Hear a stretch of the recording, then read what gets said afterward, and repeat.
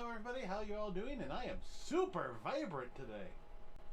I think I forgot to calibrate my camera.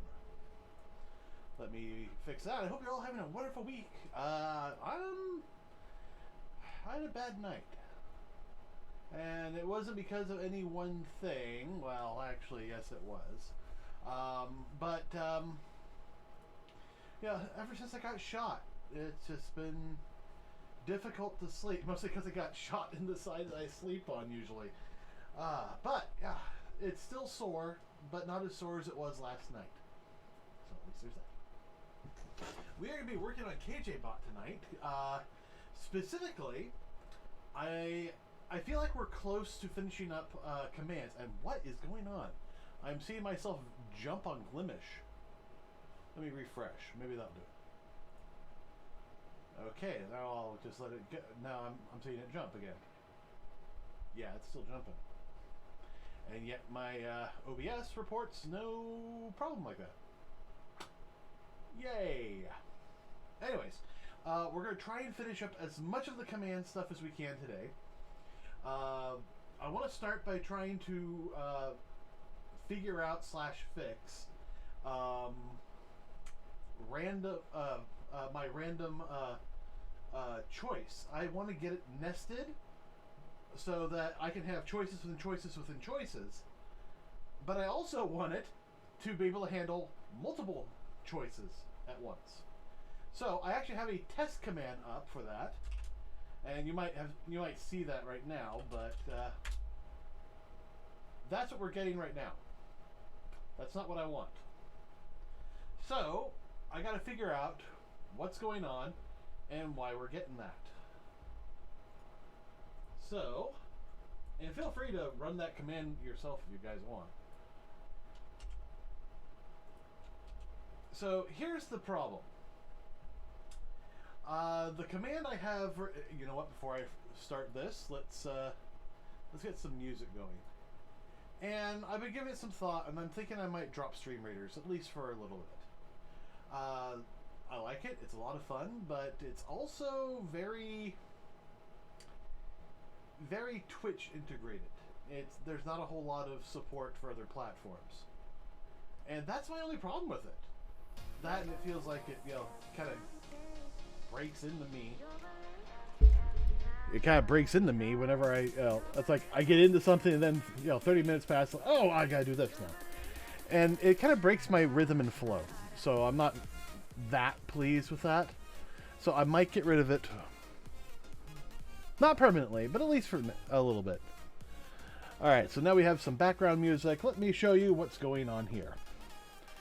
So here is the basic code for the choose random, and I can get it to work, but it breaks when you do nested. So if I were to remove that little bit of code, this will now work perfectly. Let me close KJBot and I will rebuild this.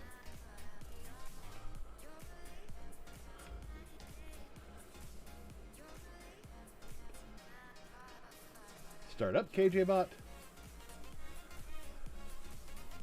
Alright, we're connected. I'll kind of put that over here. So now if I come over here and go test. Great, now it's not working at all. Where am I messing up? Now, let's get rid of that. It's weird. When I do this as a queue string, it doesn't seem to work. So maybe that was the problem? Yeah, when I import it directly like that, it tends to work. But when I use it as a passed variable, it doesn't work. So maybe this will just work.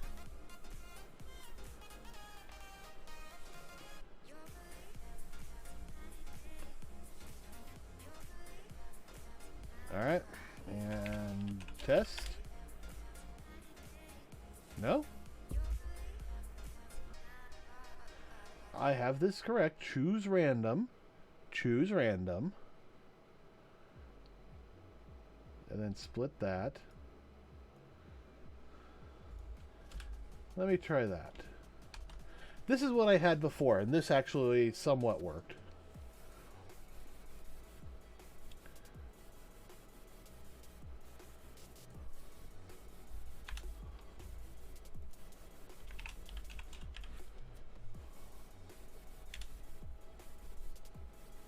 No. Okay, so I must be really messing something up here. Let's check the logs.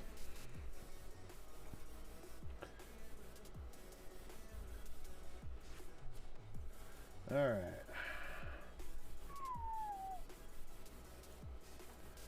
All right, receive messages.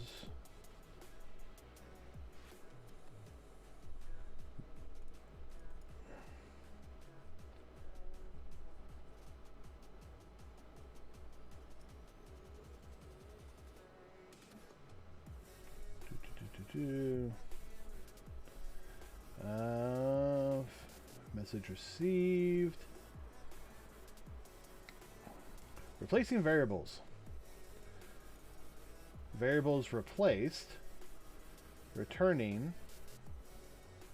Okay, so there's definitely something going on here.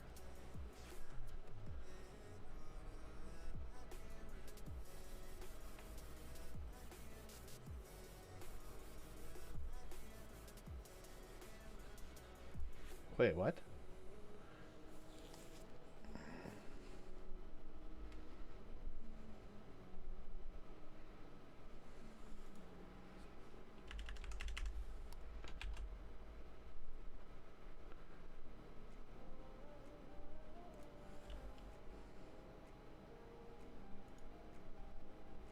Oh, I forgot that.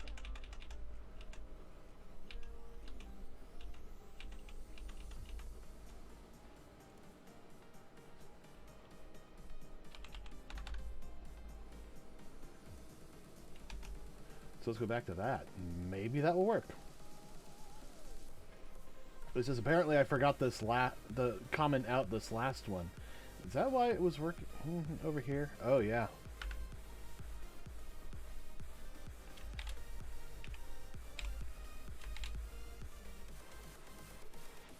Okay, no.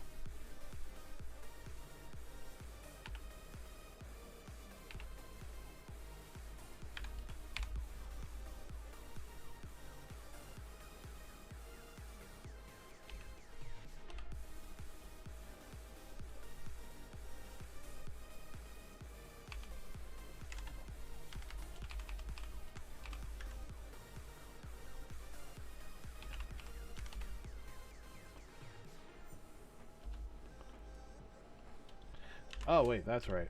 Bracket this.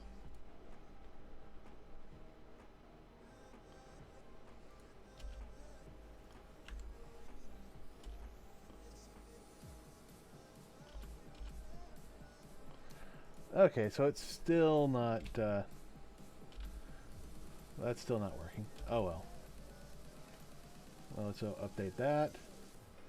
This is a nice little website I found where I can actually type in pretty much whatever I want. And it will let me prototype out the regular expression. But now we're going to try and run this in here, because I have found that there's a little bit of difference. But it's looking like it's not matching, which is odd.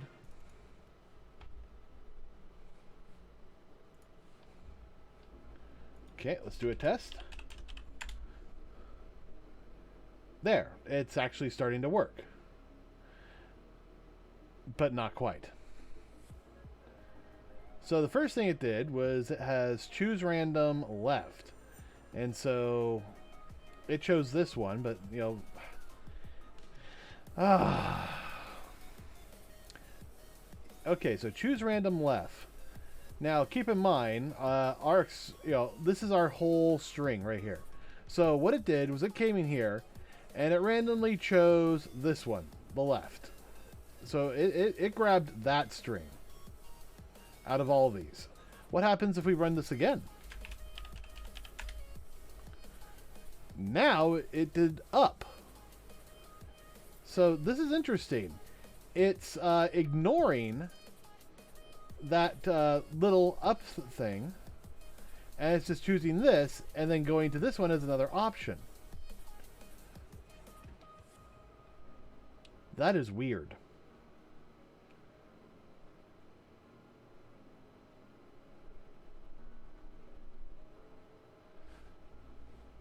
Okay, so I think I have this set to ungreedy. Let's make it greedy.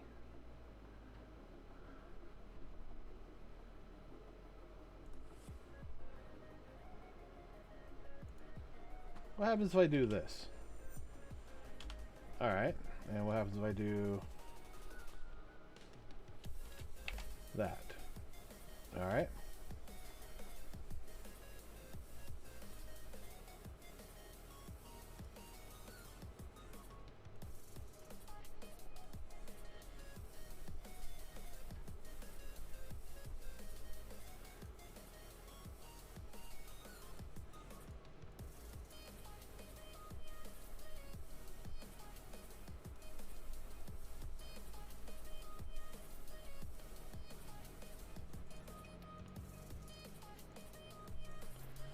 Alright, so these are, you know, basically the options I have.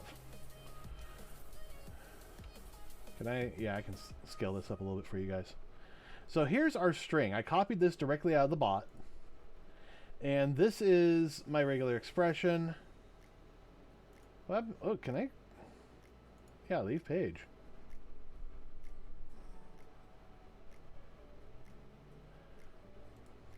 I have no idea what this means. What this changes.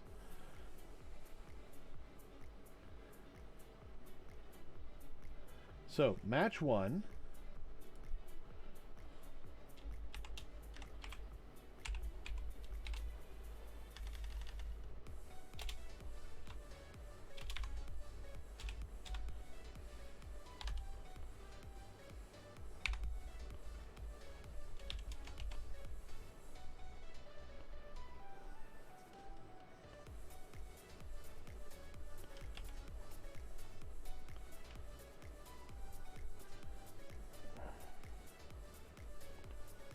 Group constructs. Match everything enclosed. Atomic. Ooh. Duplicate reset pattern group number. Comment group. Name capture inline. Wow. These are some interesting options.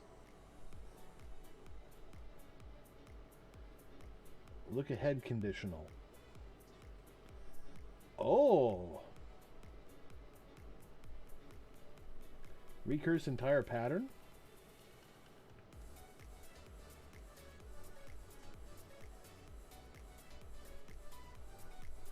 Simple and nested, but not here. Oh!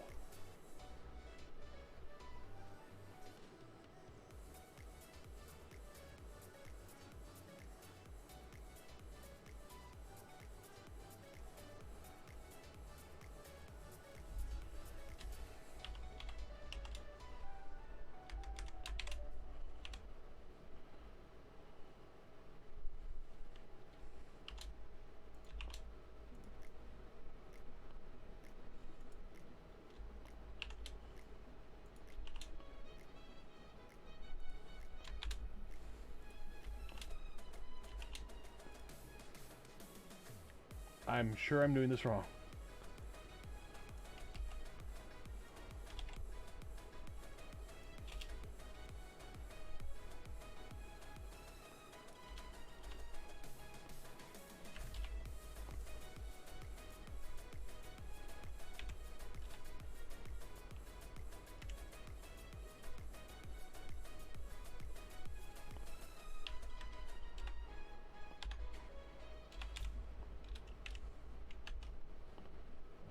Cancel. What is going on with this? This is just weird. Alright, what happens if I grab that?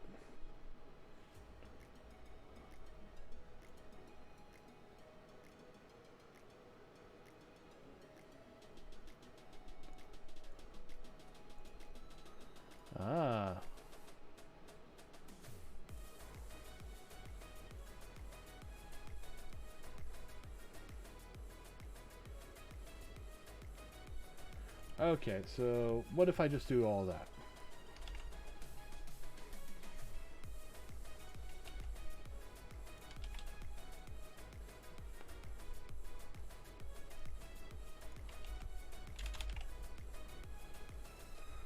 Okay. Non-capturing group, huh?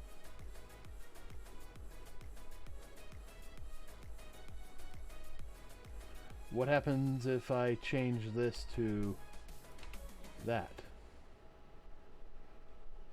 And do that.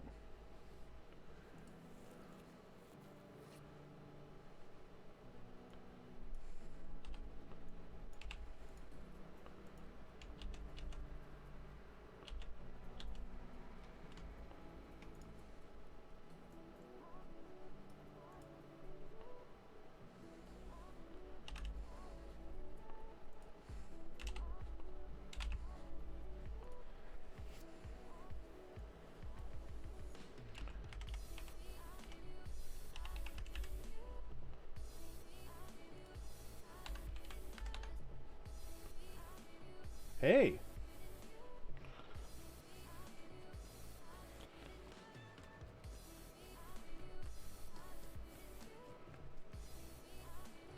So why is it grabbing that one? Unless I have to...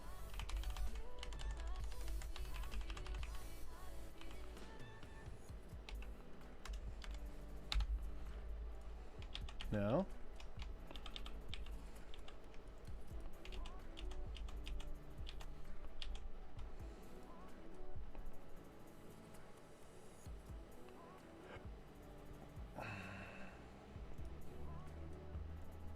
So can I tell this to choose random?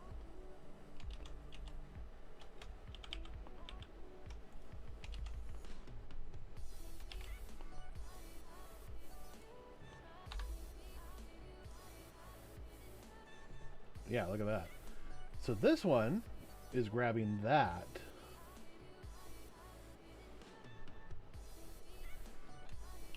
Okay, their example actually has that. But that seems to be working right there. Okay, so they are breaking that.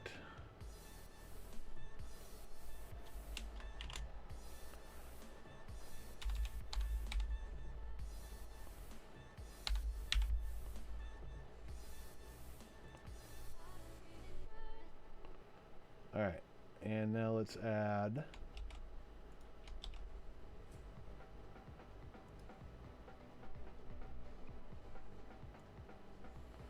No? Okay. Well...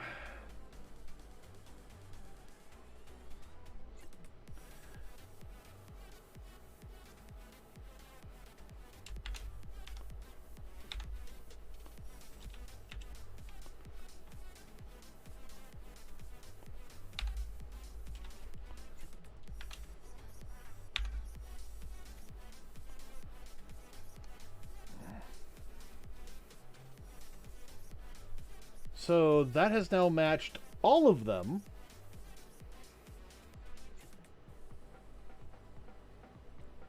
So this will do basically everything except for the parent one.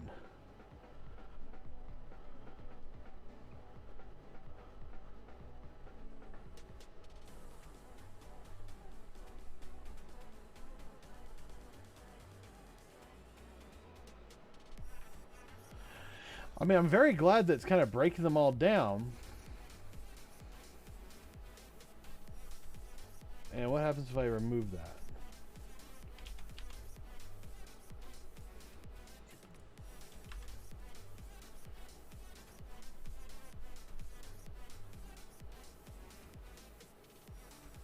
Okay, so it looks like it's grabbing that just fine, but... And it's grabbing that just fine, but it's not grabbing that one or that one.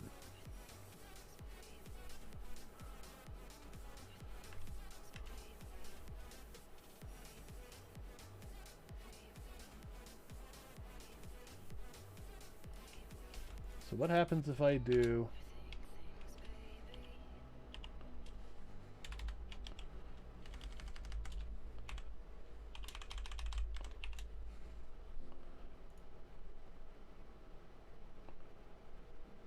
So I need to grab each one of these individually. Looks like it does now, but I also want it to grab the sub items. Now if I add that, what happens if I add another?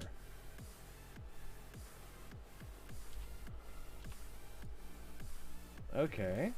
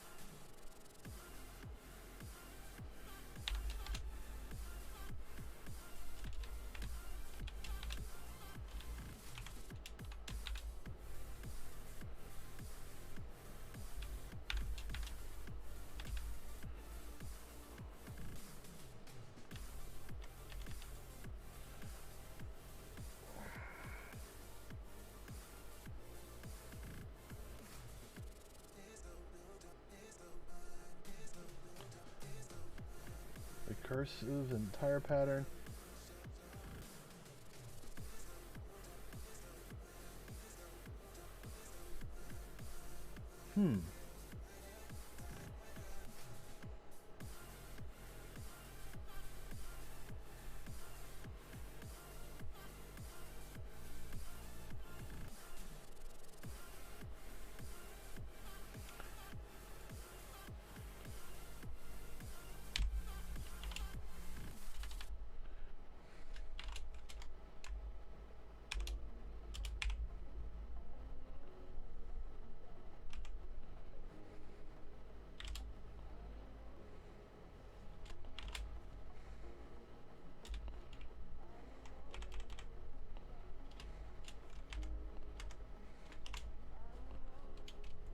And if I remove that,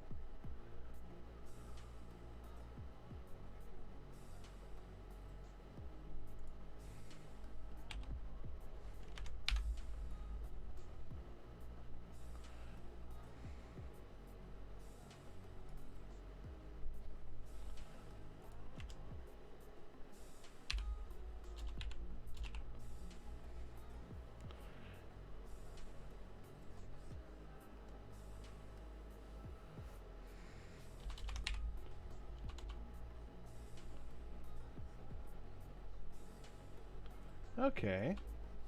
So I'm kind of getting a hang of it.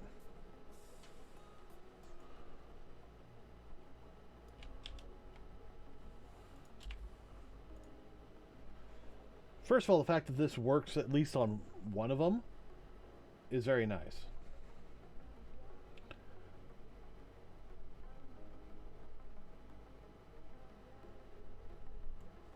So what happens if I take that out?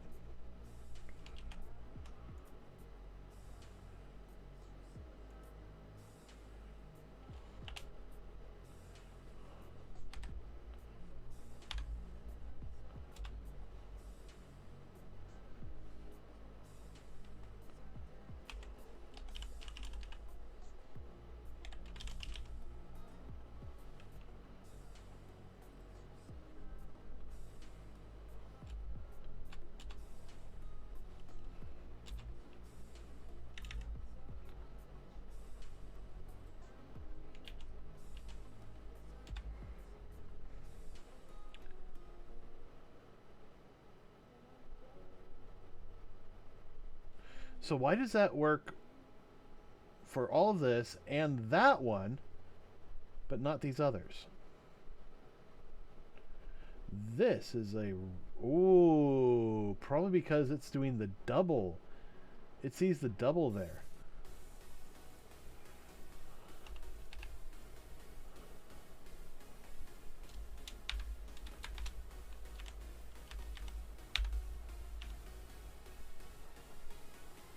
Nope. So we have to end there.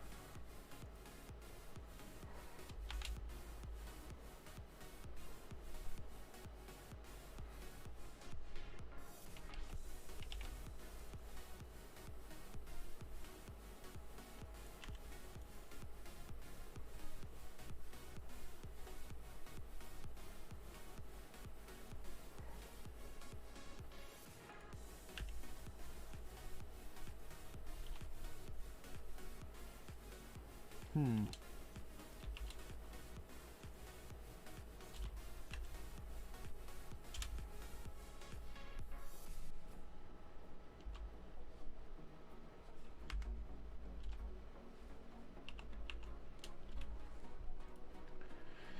Ah, this is troublesome.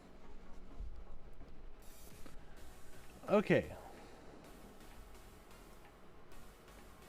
Recursive entire pattern.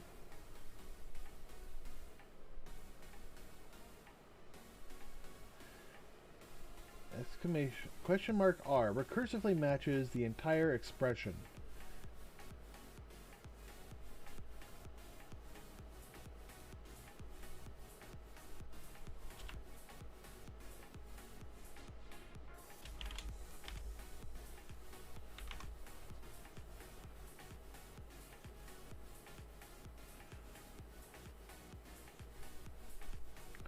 Okay, so this is grouping those together.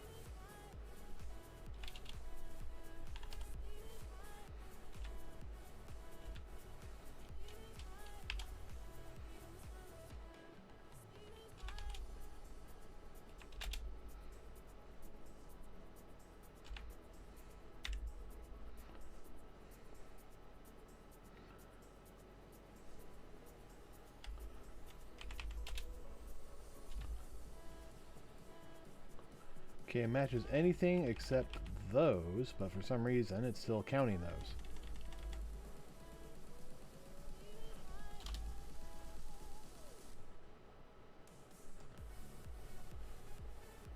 So if I say that,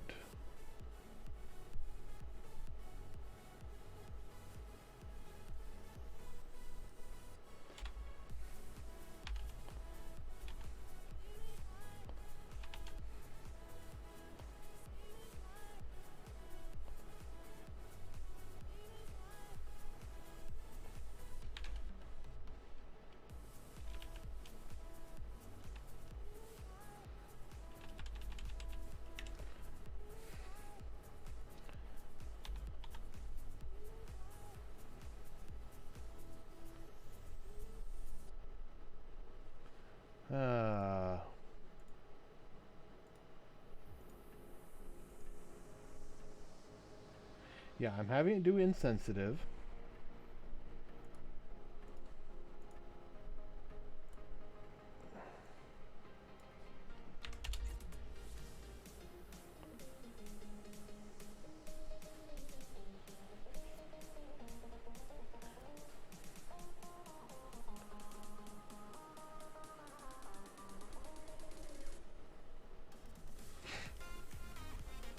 Group 1 matches that, but we want it to also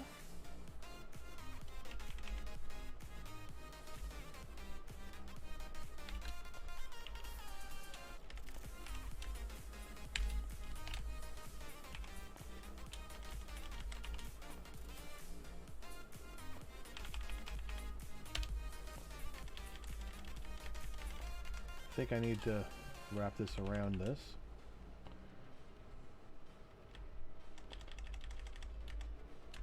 question mark, parentheses.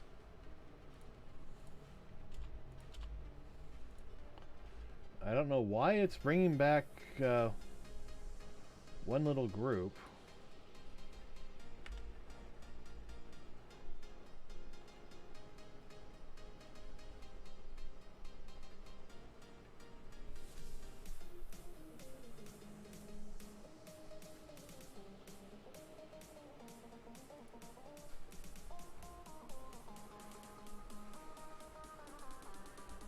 Okay.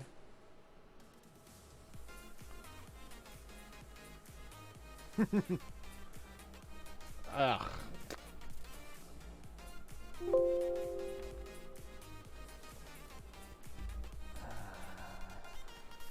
Where are we at? This is what we were using.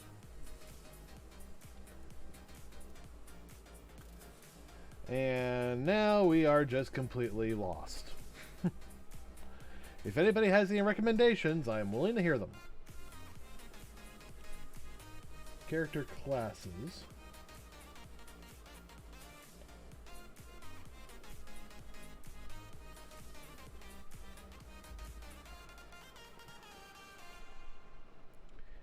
I don't know of any of these that match what I'm working with. So, start of string, end of string, word boundary.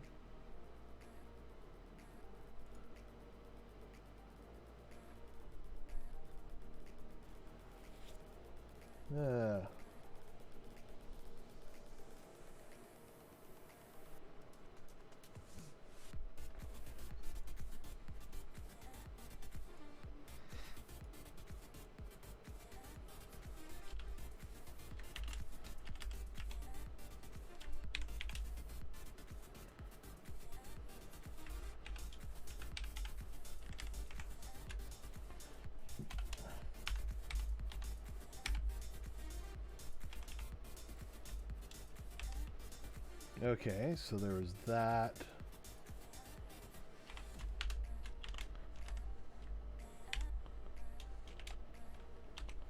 And I think this was surrounded again. And then once more for feeling.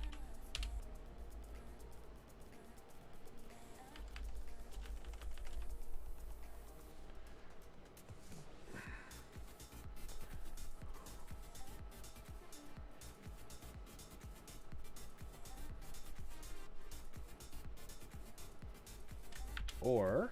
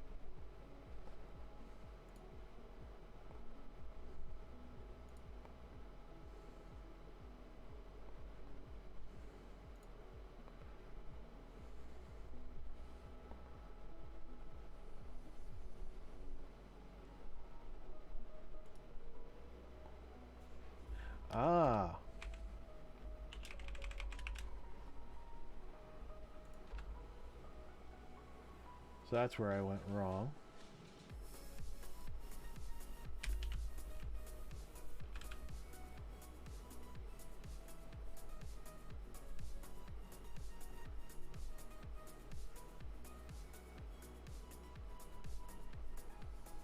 Okay, so I had two of these.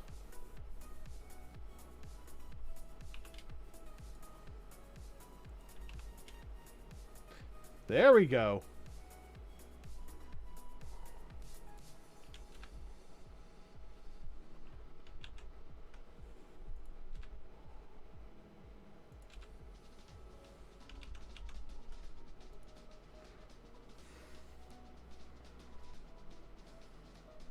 That's better. but still not right.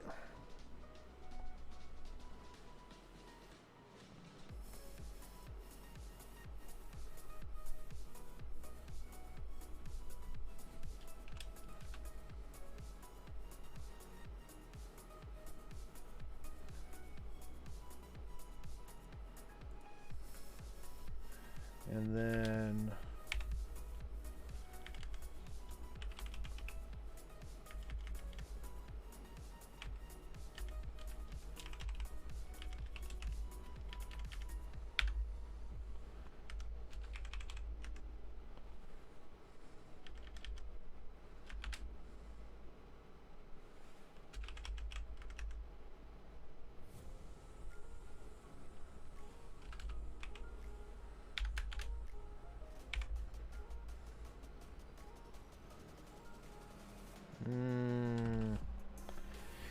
okay, so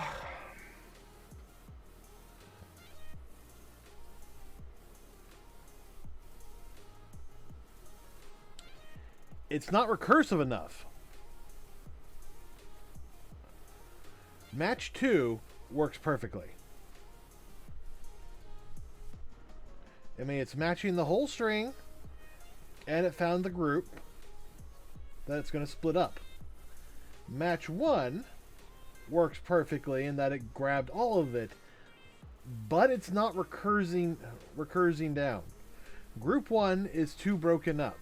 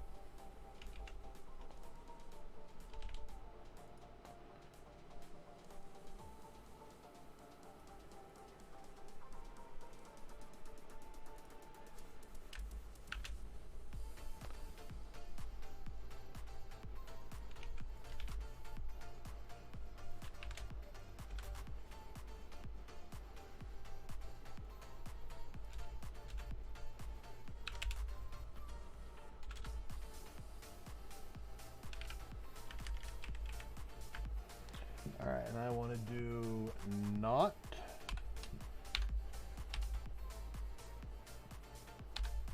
And that.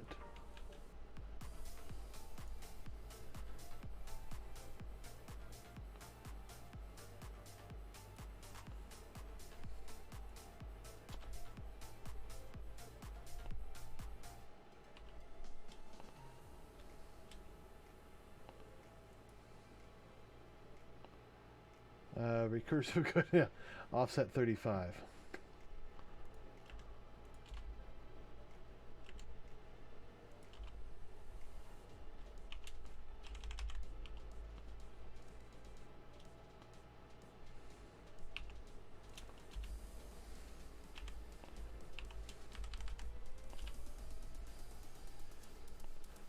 No.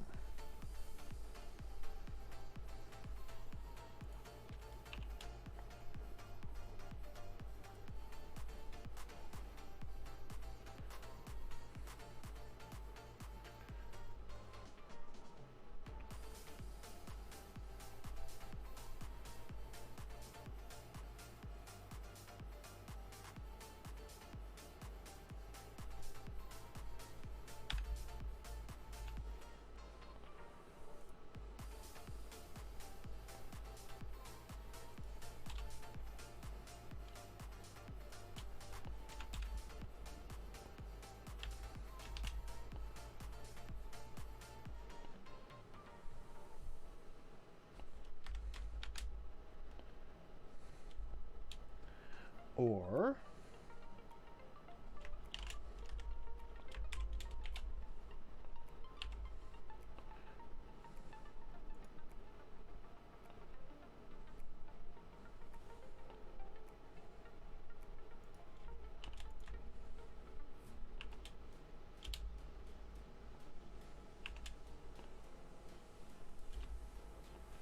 okay, so 2 there. Expand 1, and then we close that one. And 2, question mark R, 1, 2, 3.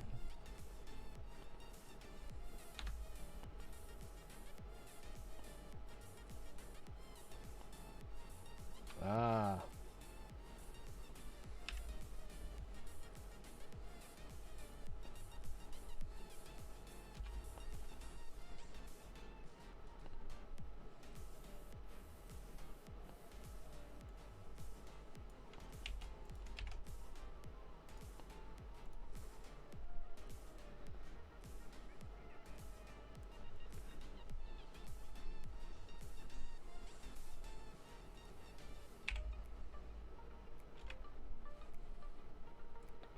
Alright, first capture group.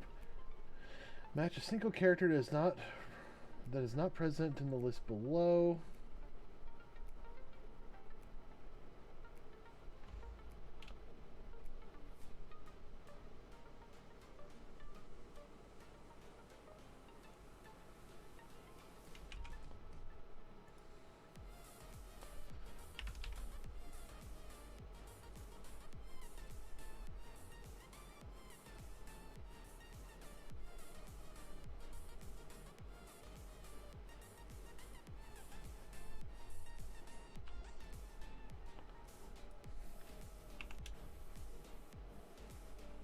Ah, this is really pissing me off now.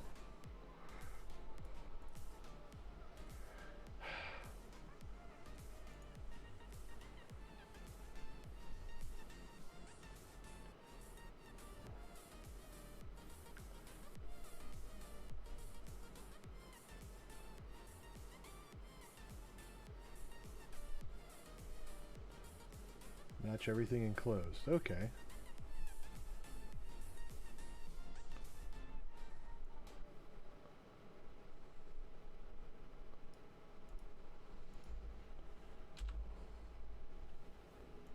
Let's remove recursion.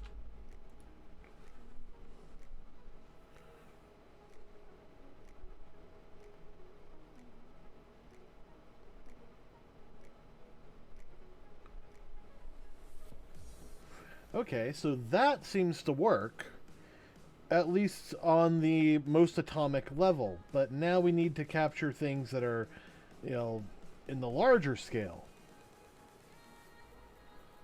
So, first of all, I'm going to copy this. And let's just try pasting it in and see what happens. My guess is I'm going to end up with,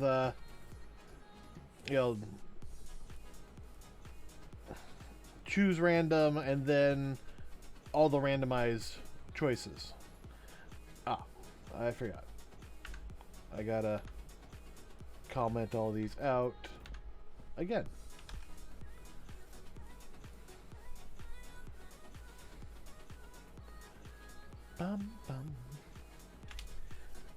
Yeah, this is like the one thing that's really been bugging me most of today.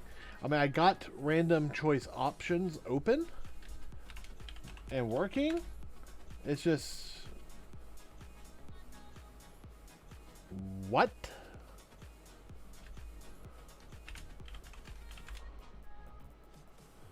What is going on here?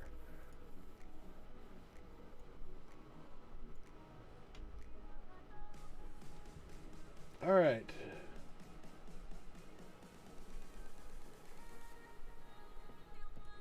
Choosing random options from... it's not finding any options. That's because I changed how I'm doing it. That's right. Okay. So now I need to do this. And actually, let's turn that off. It's no longer minimal. It maybe just be that.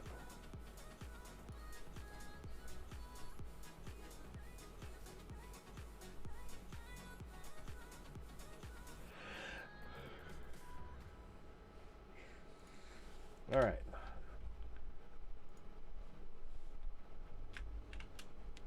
Test. No. Still borked up.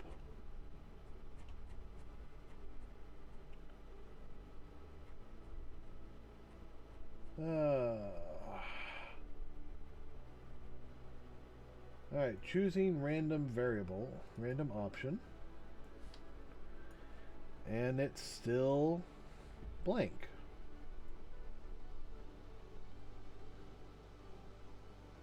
Word right. It's losing the first option. And then it loses the second.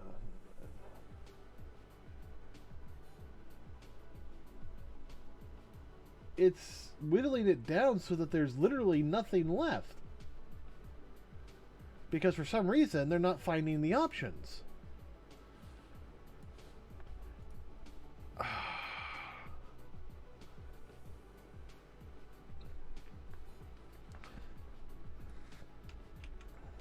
I don't know if minimal is going to make a difference. We don't have that on over here. So let's leave that off. Choosing random options from source. And here we'll just kind of copy, paste, and go to 0.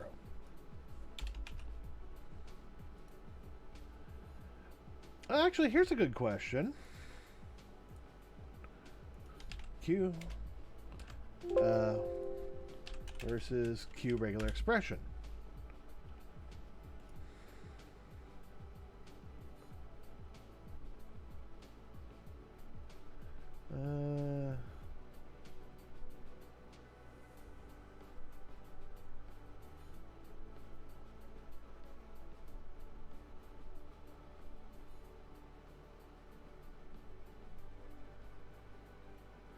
So I might have to switch up to a completely different system. Let's look at Q regular expression.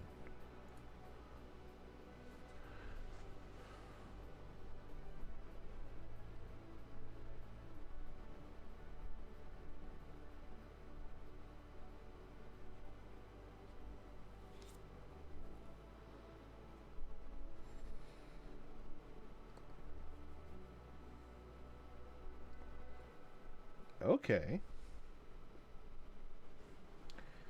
So, quite possibly the way I was doing it before, which is kind of where my starting point for this, is probably what our problem is.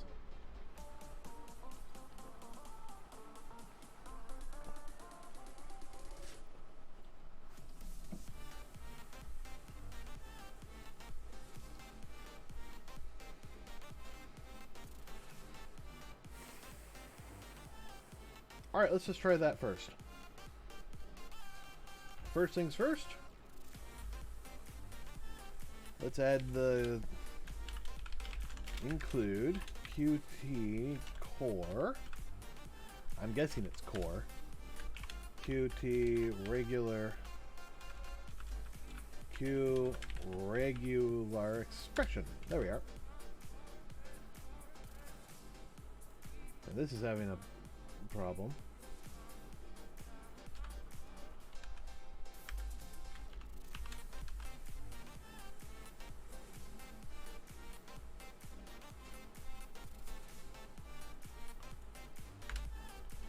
Q regular expression regx.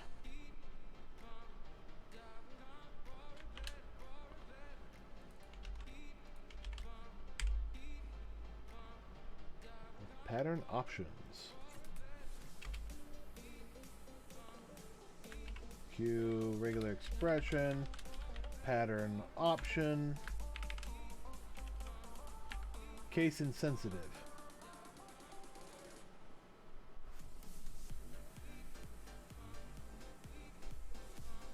There's a lot of options here. Well, let's start with case insensitive since I know I'm going to want to use that.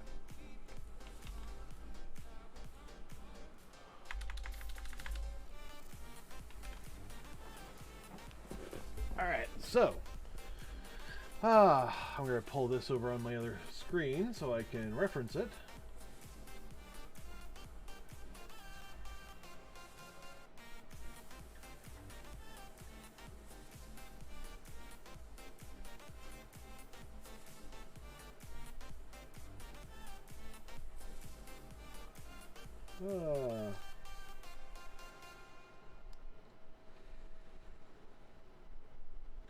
Alright, match and match options. So I have the expression.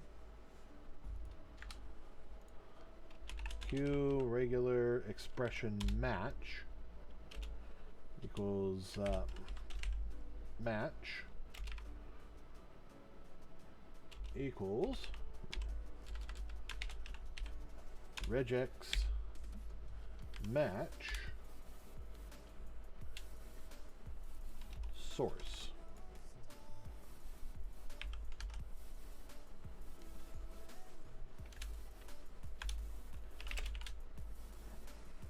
If not, match has match, then return source. So this way we're just saying, okay, well, if the, I'm going to keep all that. This way we can say, hey, if we found a match, let's go for it.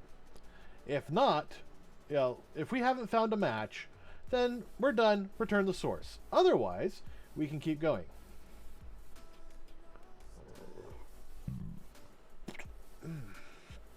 The other thing we could do is just say has match. And that's where we put the rest of our code. So we'd still be returning the source, it's just we have all the other code in here too.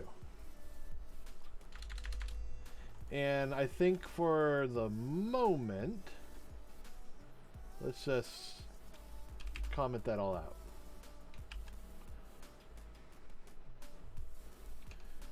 Because we're kind of going new here.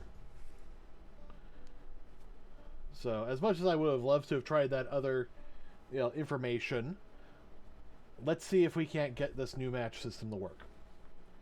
All right, so at this point, we know there's a match. So Q debug.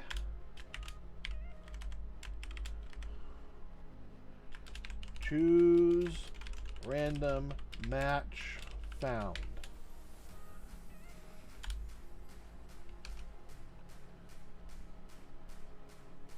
Okay, so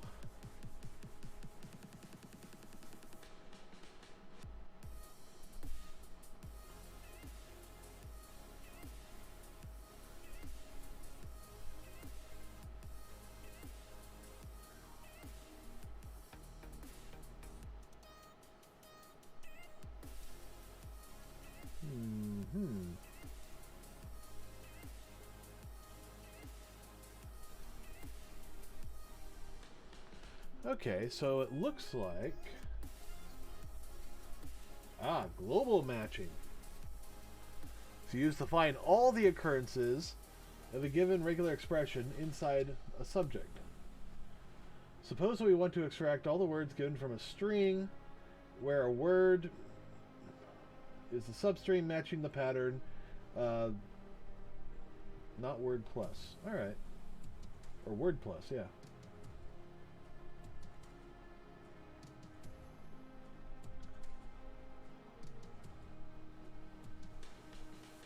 So we'd have to do a match iterator. Okay.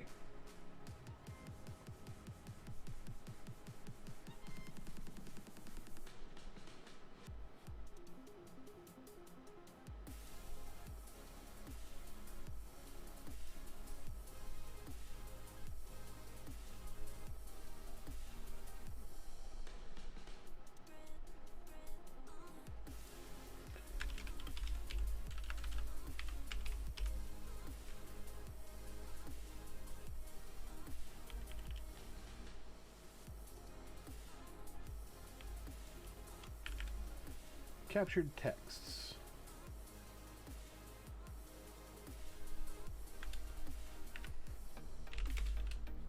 For int equals int I equals 0. 0, not negative. I is less than master capture text count. I plus plus. So now, KJBot.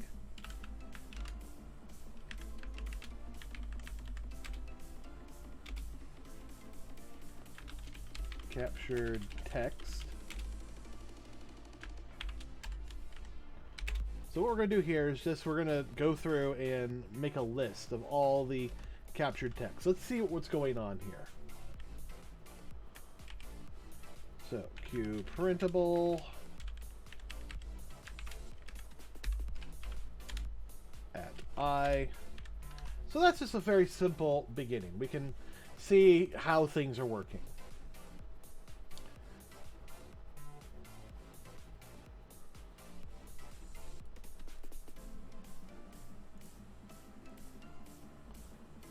So for the moment, we're just going to get the straight string.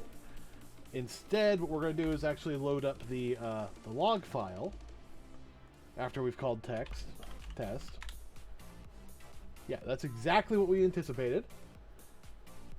And now, if I load up the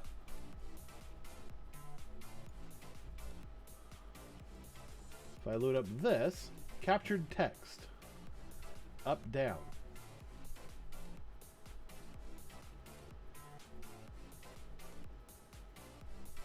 That's it. It only found one.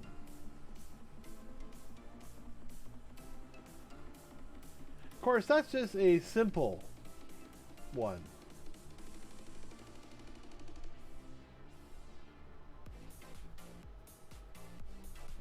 So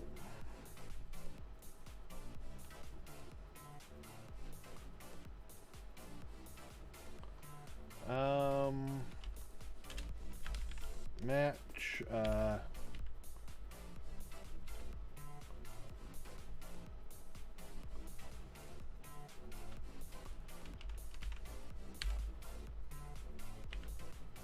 global match. All right, so Q regular expression match iterator.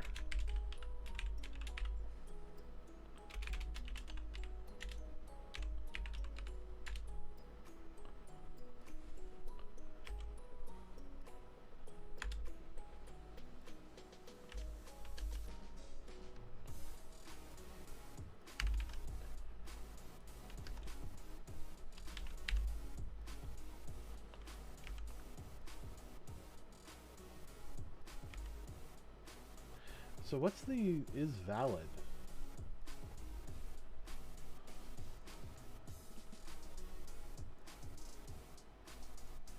Returns true. Was obtained as a result.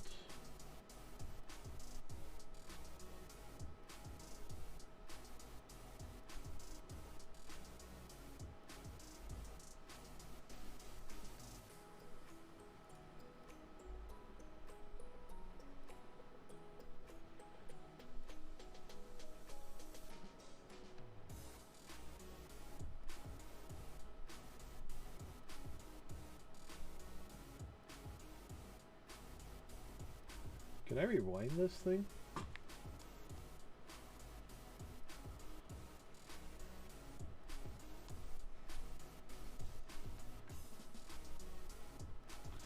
No, apparently I can't. All right.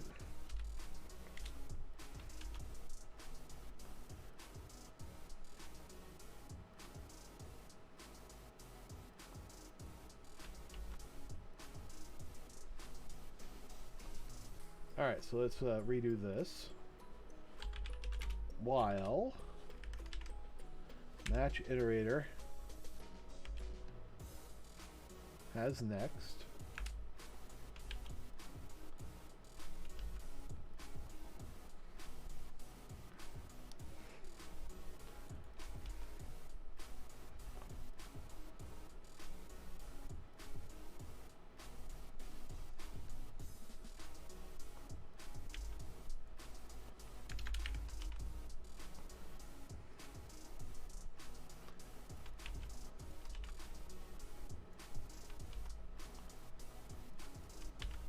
equals match next.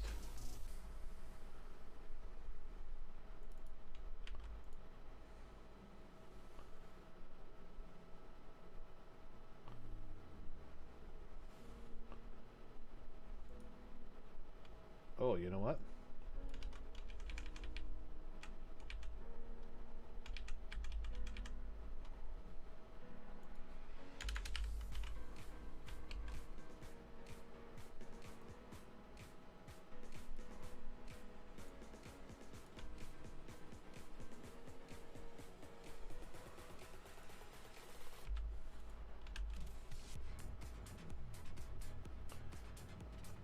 Okay. So, copy that.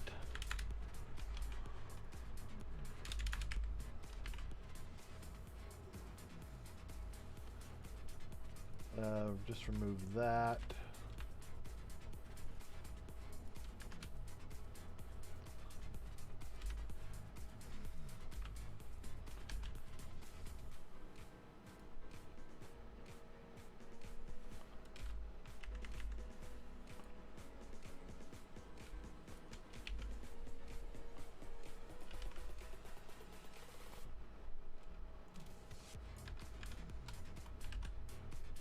All right, so now this should iterate through all of the matches rather than just one.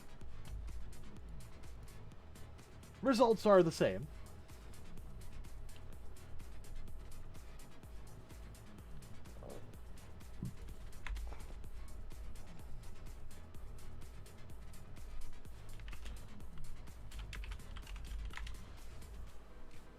Yep, that's exactly the output I was anticipating. And now, let's see. Hey! Check it out. It found all of that, but it did not see the large scale one. But with this, we are actually getting exactly, you know, what we're seeing with this regex, which means we're mostly there. We just have to figure out a way of making it capture the global one too.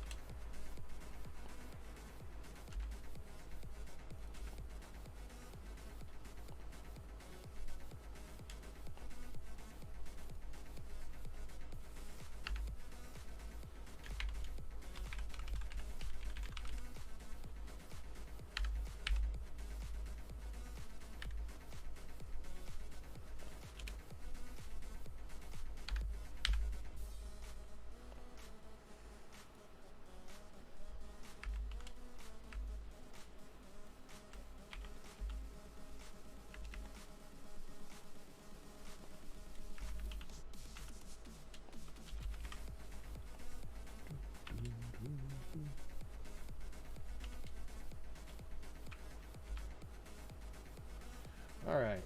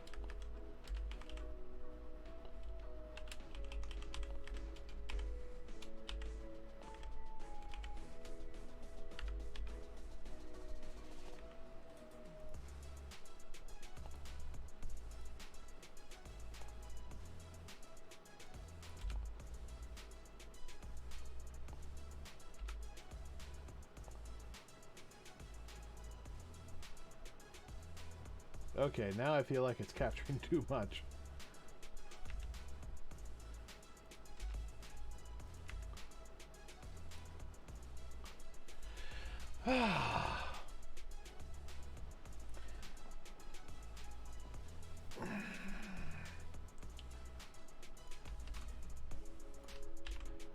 Alright, let's kind of go back to square one. And then just slowly get it to work.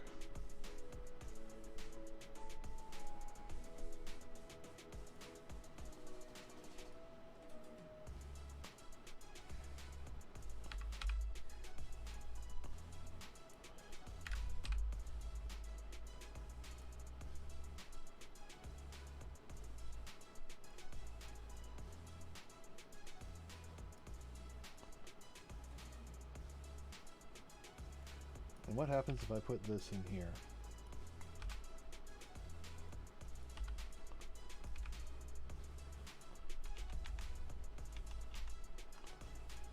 And now I need to replace these with that.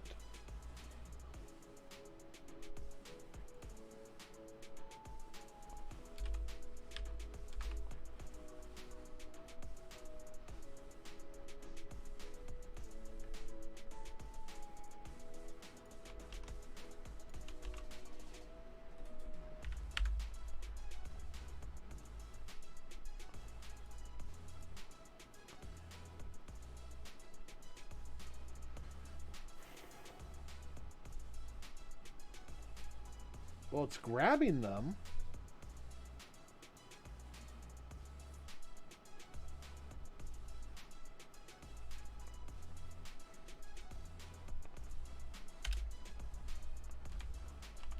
But it's not grabbing them recursively. Because it should be grabbing, you know, choose random, even though I've nested it, just like what they described.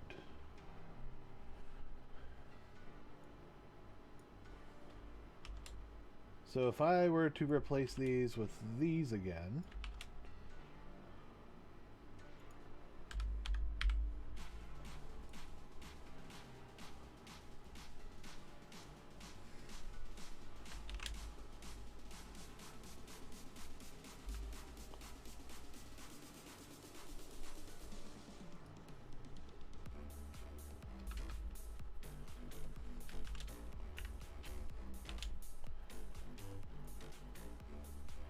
how did I mess that up so badly? Ah, because I need those. All right.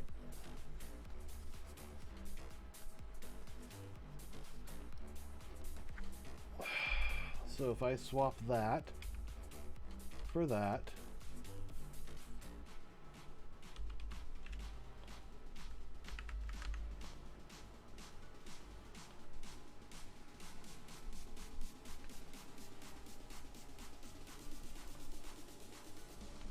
okay, let's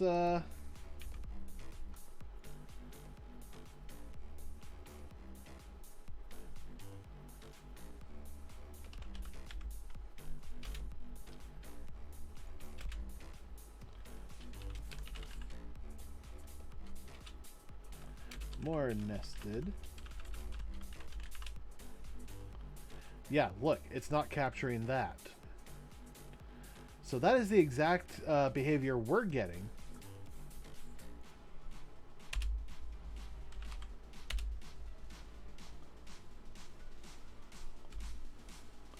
Because it's seeing the doubles.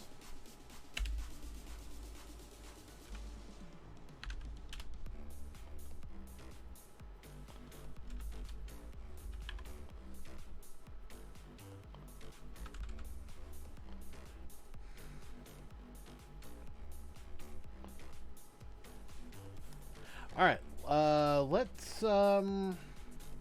let's see.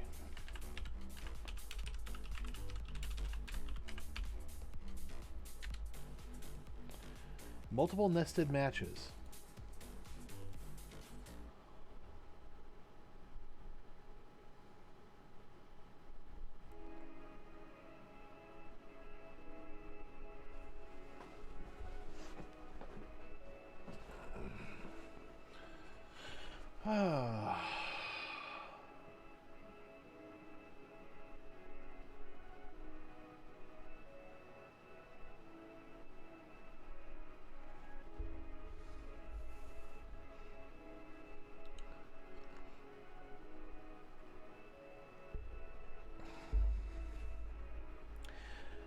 Okay, so what I should do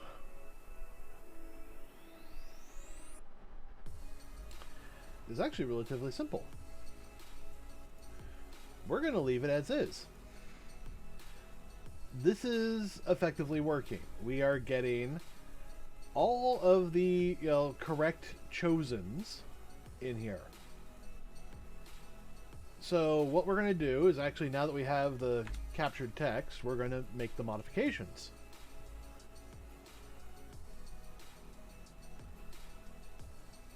So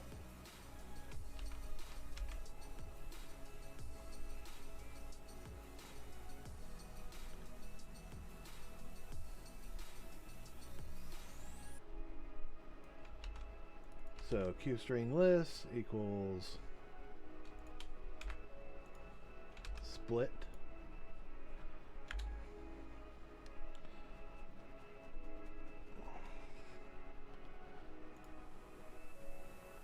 well, actually,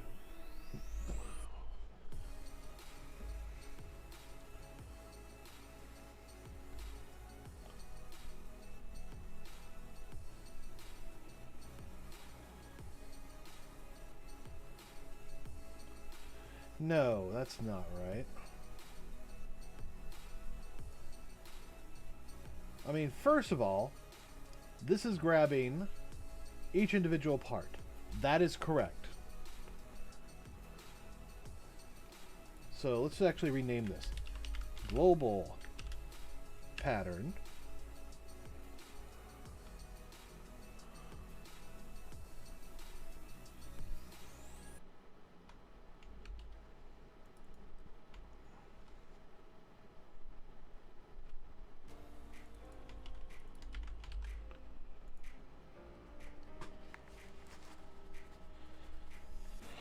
Okay, so it's going through the global pattern first, and then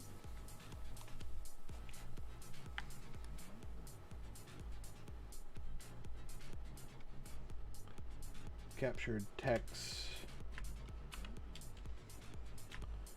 number %i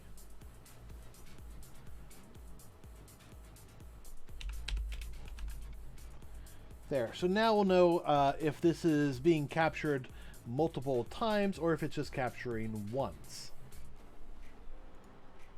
And that's going to be an important aspect here.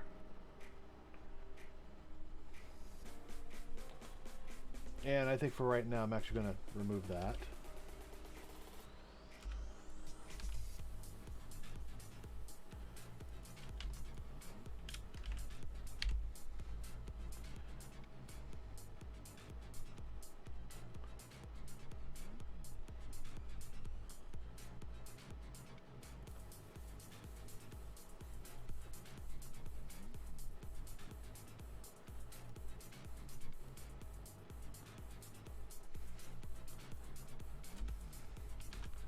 Because there's the question of, if this is grabbing each one individually and there's only one captured text each, well then there's that, and we'll have to find a way around that.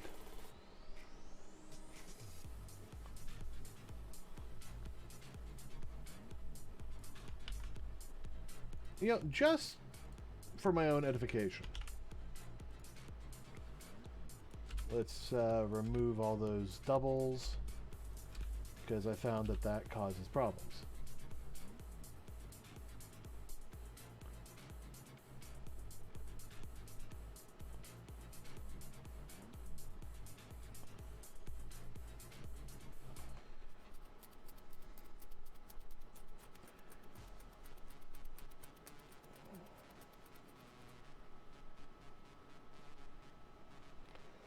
Okay, these are the matches, but now I want the groups.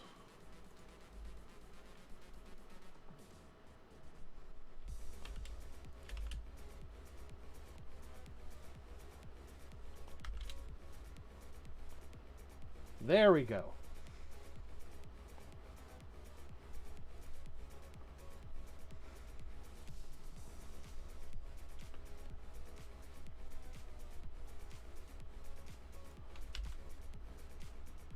So not only is that capturing each group individually, it's also giving me the options. So actually, this is probably going to... Yes, reload that. This is actually going to give me quite a bit more information, I guess.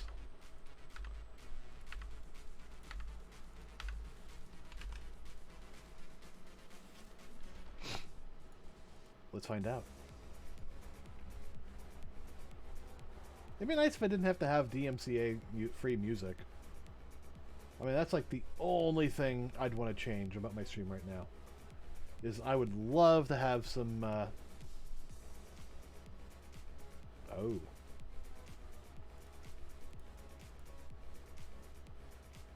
Okay.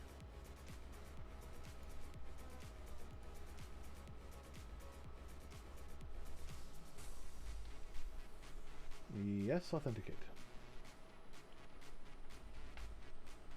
And then I need to authenticate again. Let me pull this off to the side because I have to sign out and then sign back in. And you guys shouldn't have to see me do that. Alright, authenticate. Yes, give me the bot. Give me the plant. And then sign out. Sign back in. Keep me logged in. There we go. Alright.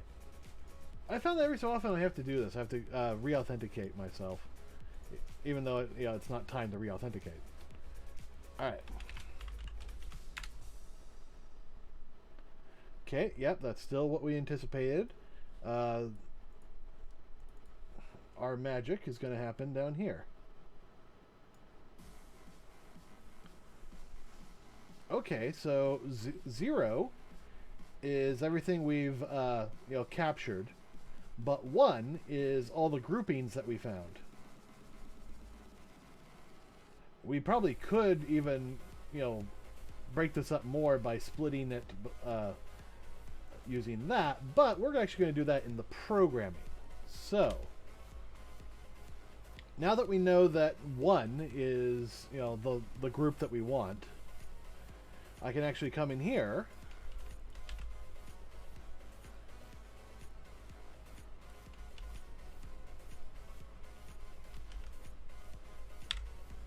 and set this to 1.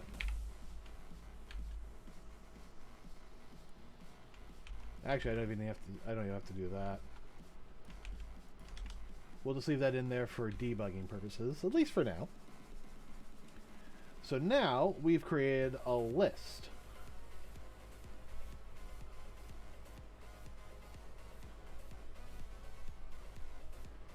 And this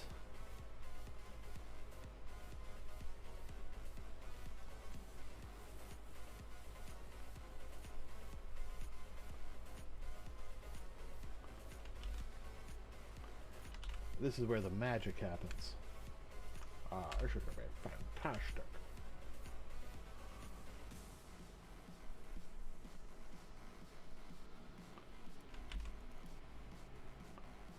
Alright. At 0 with list at random. So what this is going to do, it's going to go through go through our texts. It's going to go through, find this, and then replace it with one of those randomly.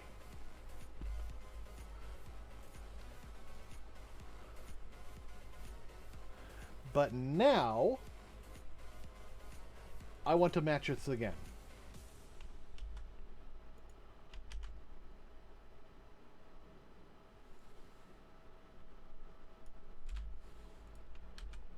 And we'll do this again.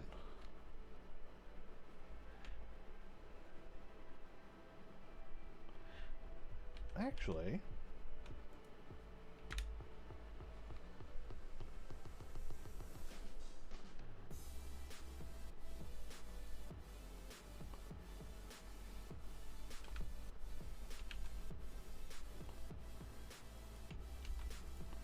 and now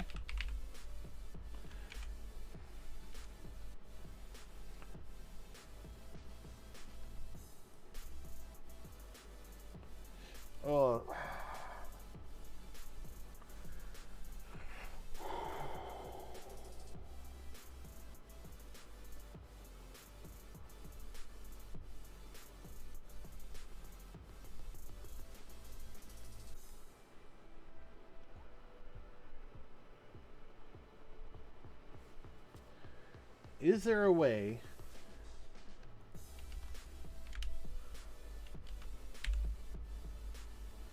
has next, peak next, regular expression, swap? No.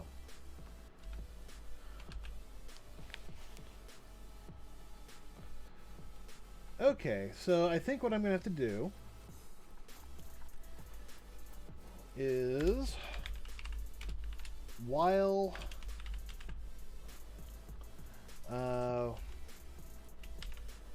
regex match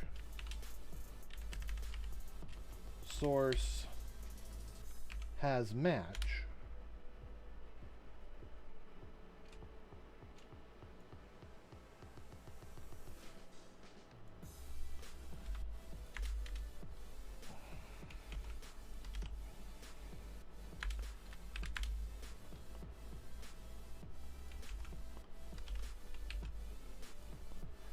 okay, hopefully I did this right. And what it'll do is first it will replace all the text. It will go through, say, hey, do we have a match? Yeah, we have a match. And then it will go through and try to match everything inside. So the first one should get all the lowest level, stuff first. I haven't tried a triple. We'll try that in a bit. I want to see first if this will get just a double. And if it gets a triple in here, I'm going to say it's good enough.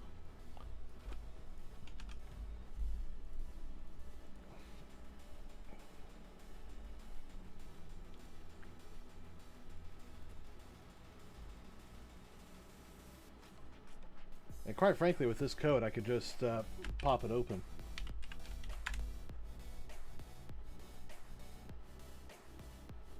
Oh!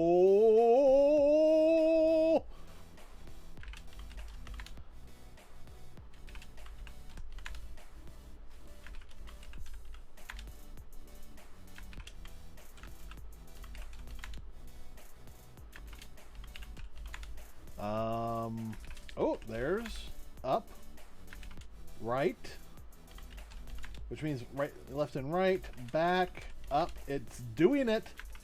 It's doing it. Oh dear God, that worked. Oh. Okay, that is fantastic.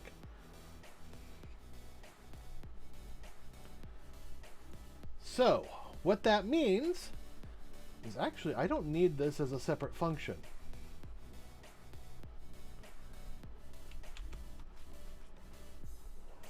I can actually come in here, paste this, and just swap source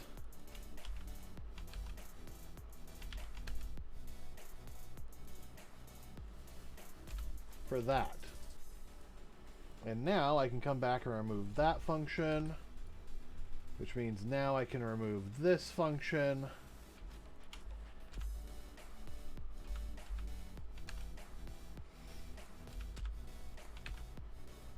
Okay, so there we go. We have a nestable expression.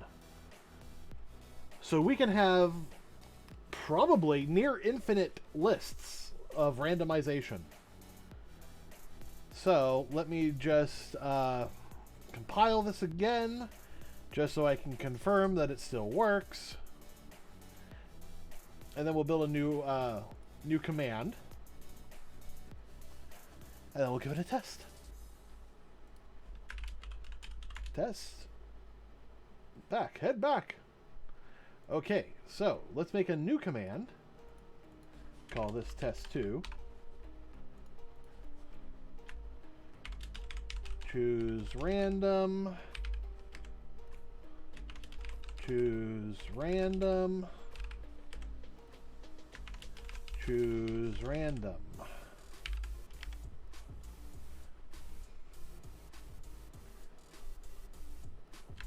So here we'll do Mario, Luigi.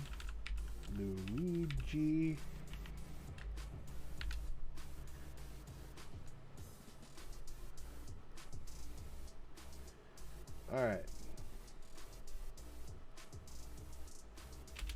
You know, let's add spaces after this. See if they... No.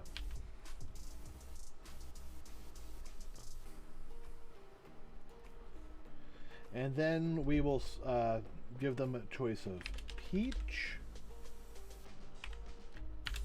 And then finally, Bowser.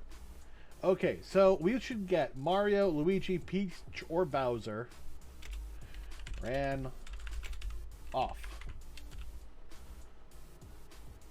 But we will get Mario or Luigi, or we'll get Peach, or we'll get Bowser. So this is a, you know, multi-dimensional one. And it's just a very simple reason. So test 2, Bowser ran off. Test 2, Bowser ran off. Test 2. Oh. Test 2. Not test. Peach ran off. And then test 2. Give me a Mario or Luigi. Give me a Mario or Luigi.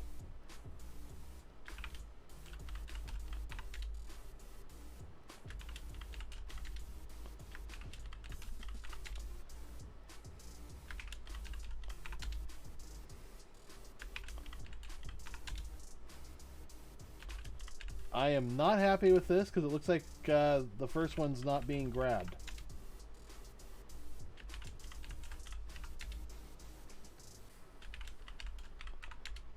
Maybe I'm just having bad luck.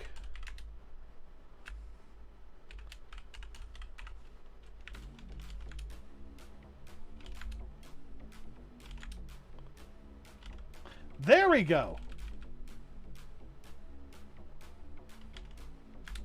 Luigi ran off.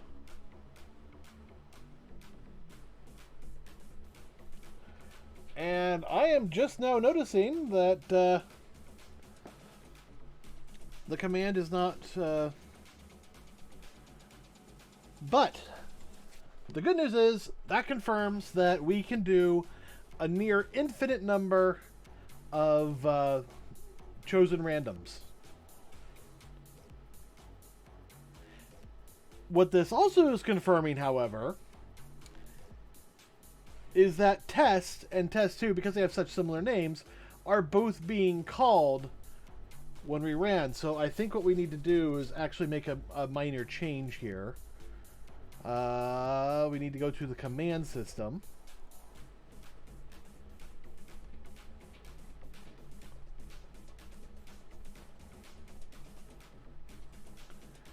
Okay, here we are.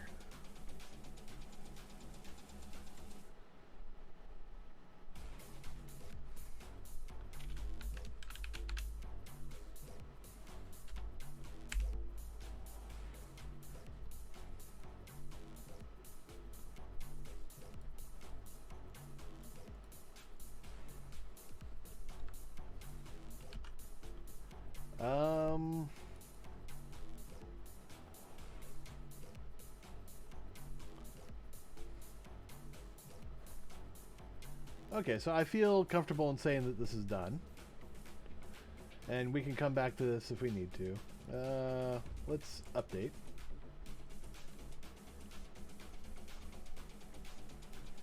So Qt contains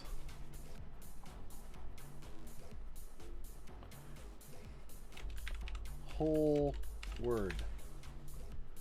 QString find whole word only.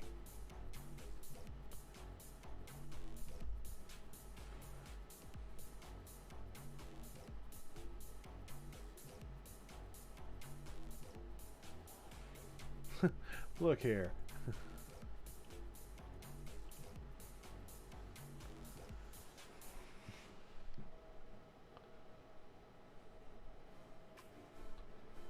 Okay, so we could actually do a regex. That might not be a bad idea.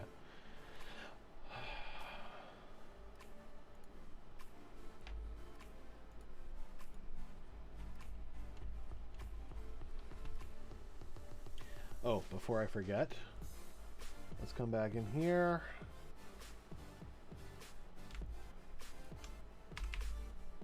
Turn that off. Because we don't need it to spam everything. So.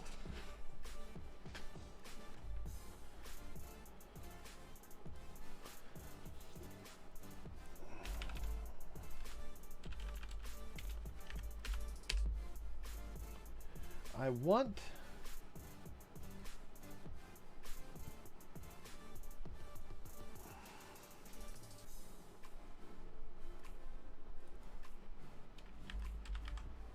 contains QString %1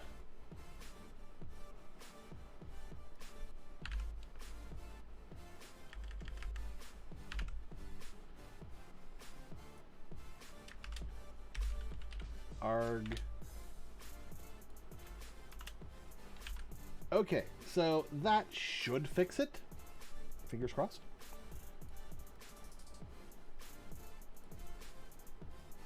So what I basically told it is to, you know,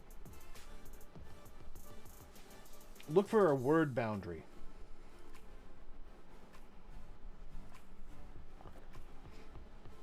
Unfortunately, what I think it's doing is you know, changing it up. So let's actually Q regular reg expression equals expression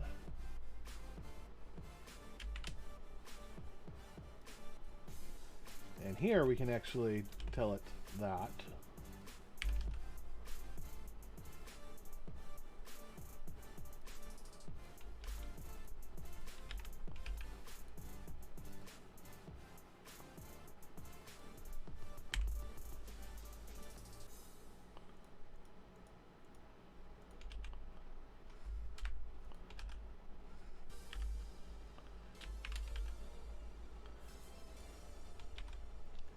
Contains expression. As you wish, Captain, as you wish. Okay. Might work.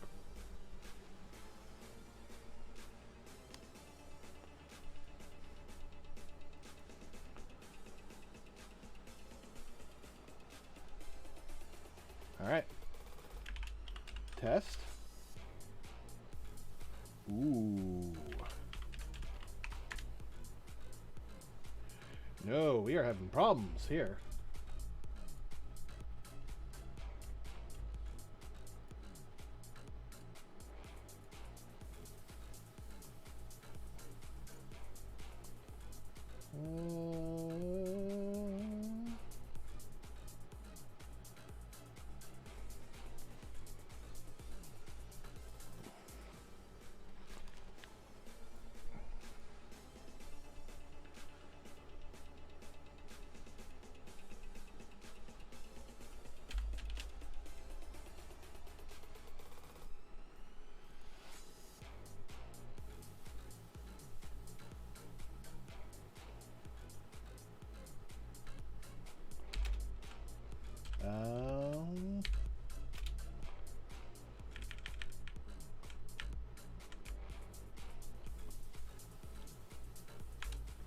Case sensitivity, case insensitive.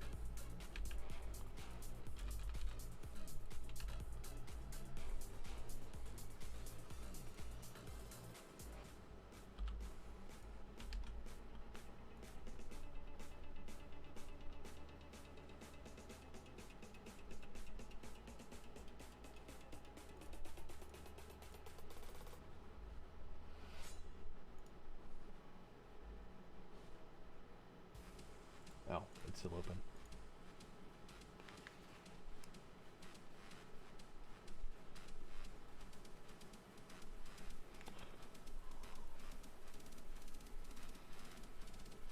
Oh, yeah, that could be it. Rather than exclamation mark B, I gotta do double B. Because I keep forgetting that a little bit. And it could just be that.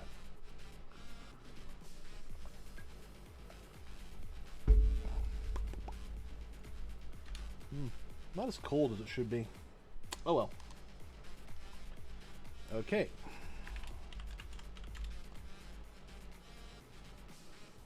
It's not finding it.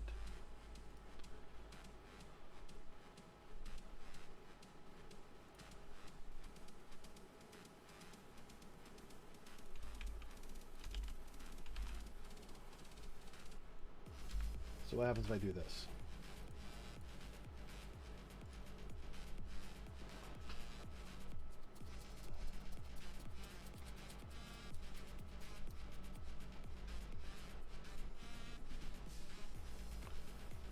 Probably nothing, but you never know.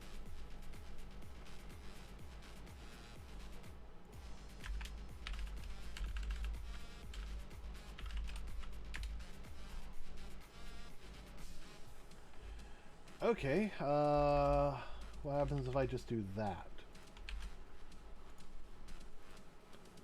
So now I'm getting rid of the word boundaries. We'll see if that's, you know, the problem.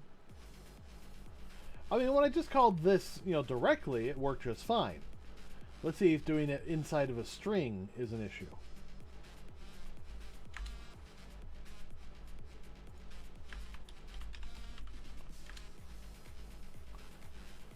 Okay.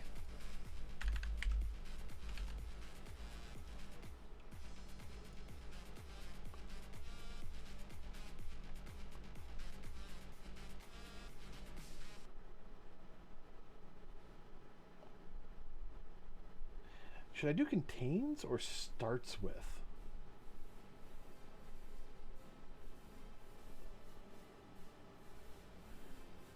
Should probably be starts with. Well, on the other hand, if I'm doing a regular expression, I could tell it to look for the start.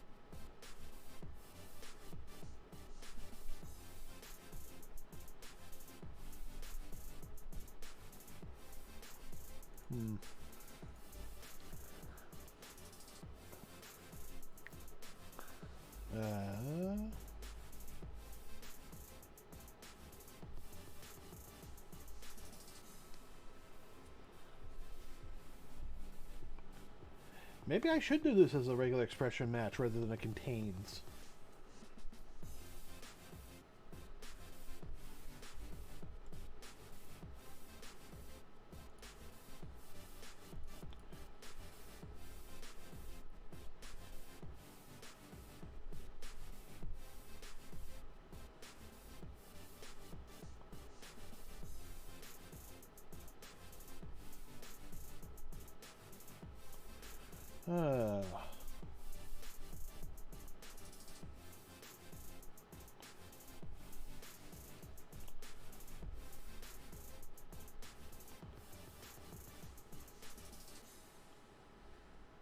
All right. So let's rejigger this.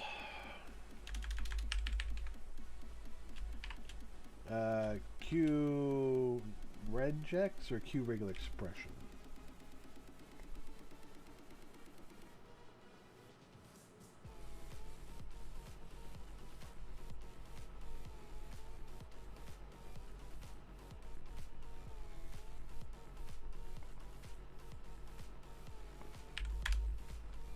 Let's do regular expression.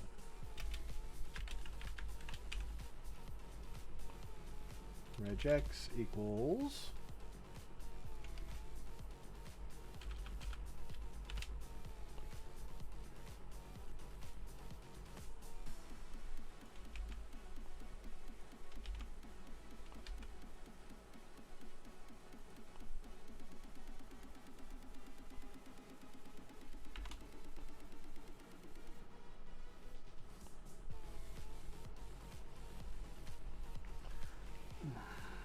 yeah.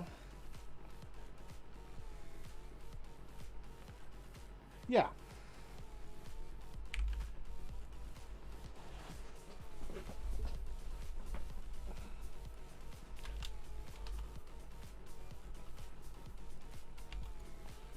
All right. If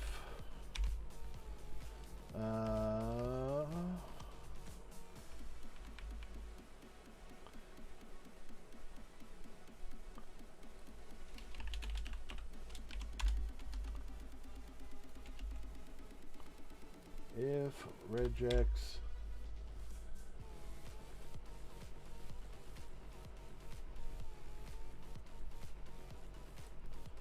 match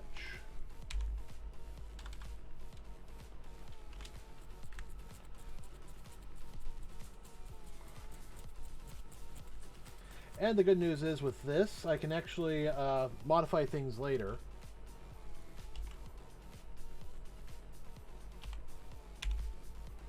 Has match.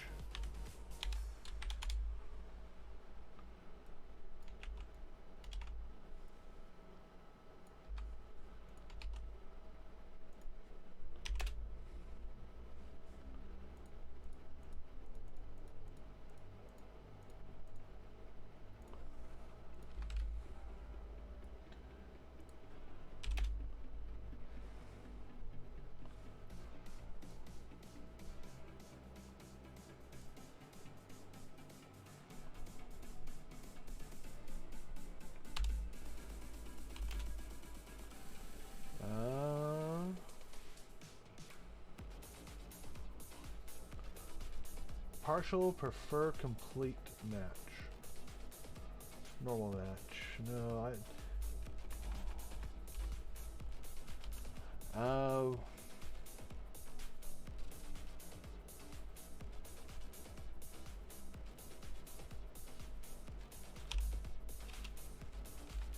all right, 0. Normal match.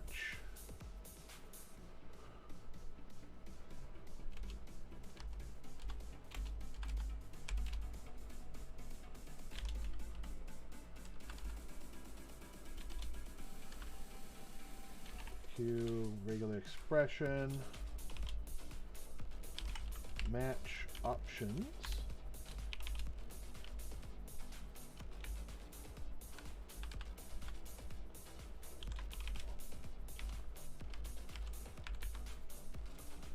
nope,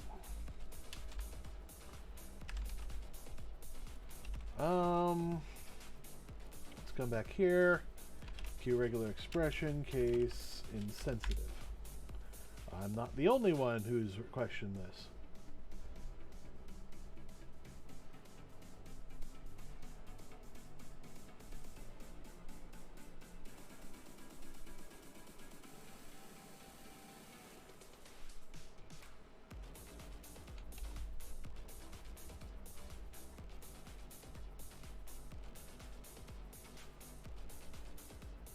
Match type.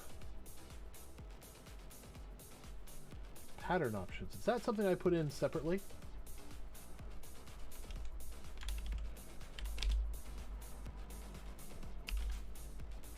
Pattern options.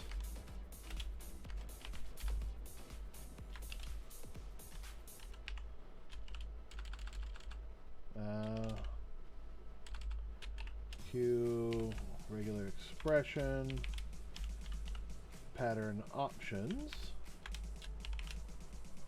case insensitive option. And that needs to be period, not...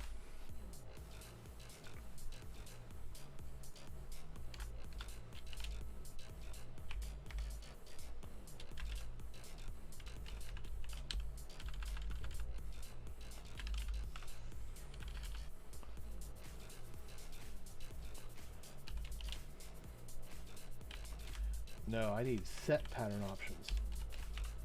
Set pattern options.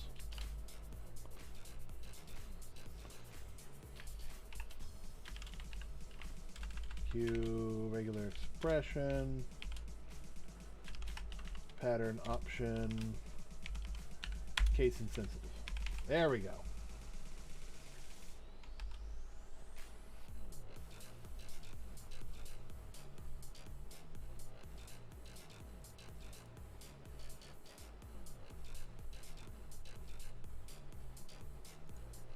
Maybe I'll add an option where you can set whether you want it to be case sensitive or not, but for right now I'm just doing case insensitive. So test. Nothing.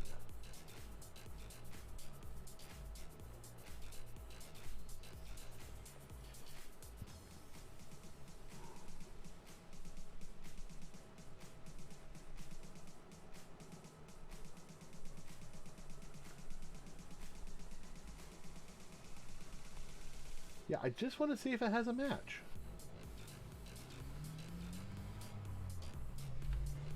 Alright, what if I just put on that?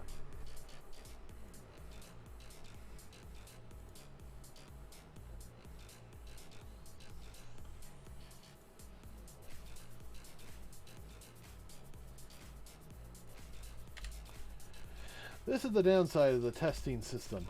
This is a lot of testing. Alright. Yay!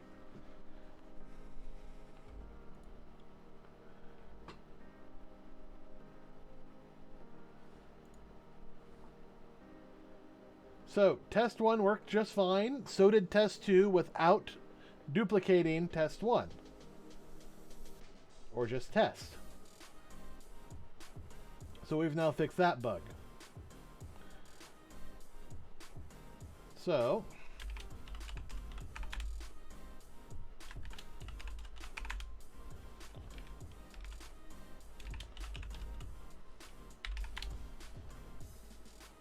it just likes Bowser running off, doesn't it?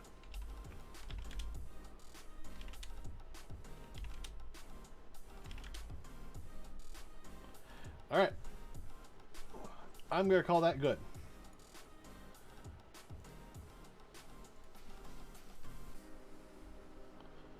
All right. Let's see. What do I do in command system? Oh, yes.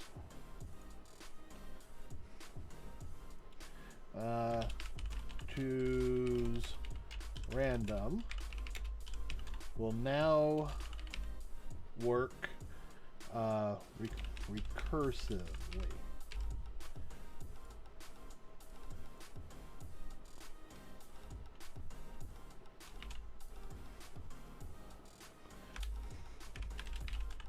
Fixed a bug that would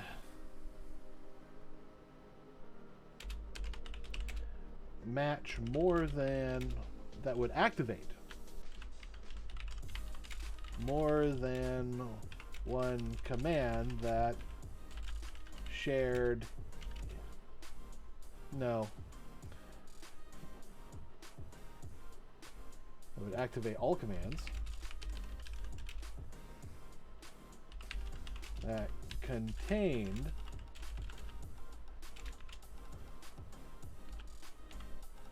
the same words, i.e.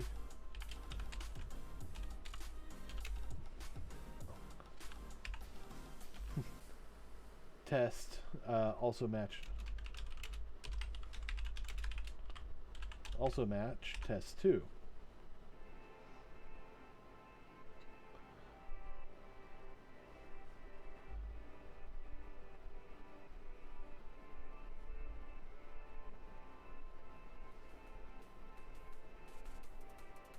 Good enough.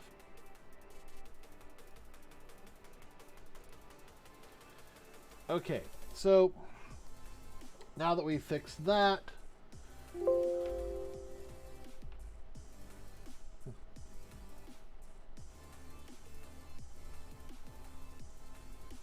There's just so much. Alright, so we got that working. Now, I did actually do a little bit of work earlier today, and some of it had to do with a variety of things, but I'm trying to get Glimish to tell us if something's changed with the stream. So I'm going to change the title.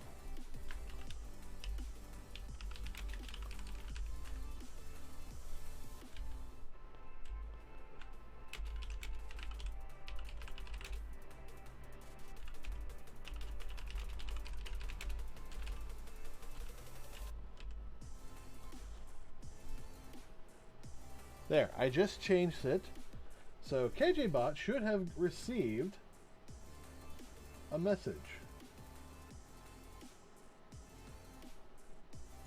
And he did.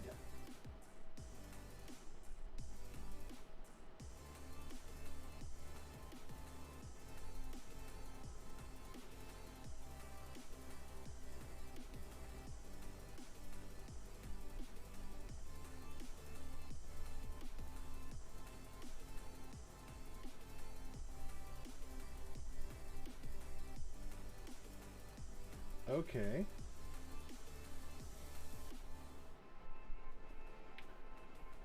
Inserted at. That is not accurate. Alright.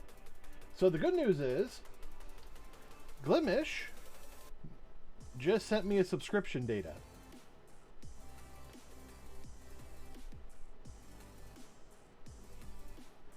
So it sees that the category name is tech. It was inserted. That's when I joined the streamer, and then it gives me the new title. And then updated. Yeah, that's right about now when I did the update. And then the rest is, just regular stuff. Now, what I'm looking for from Glimish, and we can actually, I can close all this. Hi, me. Recursive.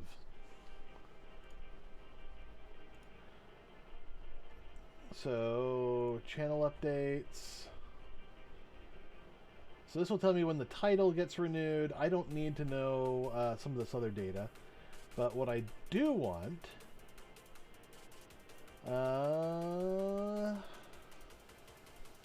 updated at. That tells me when it was last updated. There does not seem... status, maybe. Yeah, let's check status.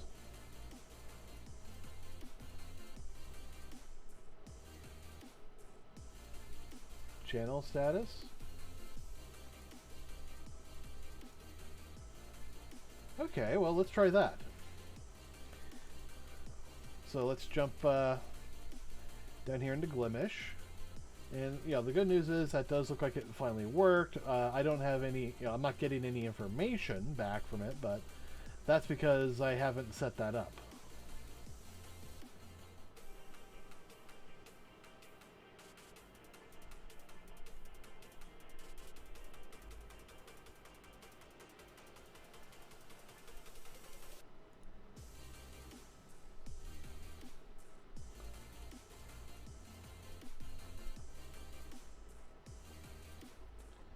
Alright, you know what? It's probably down here.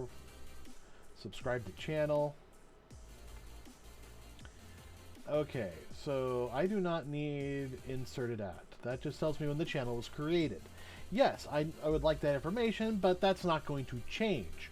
What will change, however, is status. So let's try that.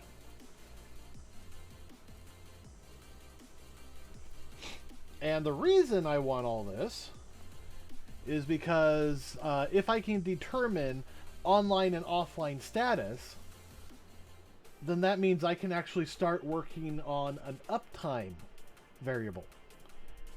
So I can record, all sorts of stuff that for when KJBot discovers when you're online or offline. And it can say, oh, well, they've been up for this long. Okay, so I'm going to change the title again.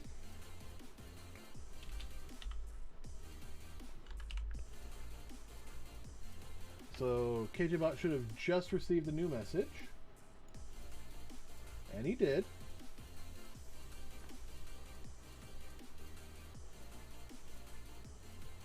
Result, data, status, live. Perfect. I wonder if that changes. Or if that's just a constant.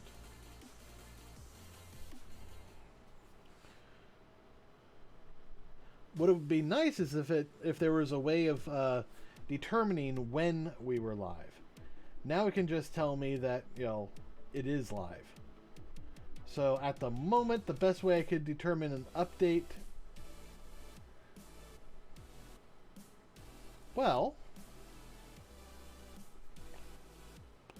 actually, I could make a single subscription that is only... No, that won't work. But you see our title updated. But,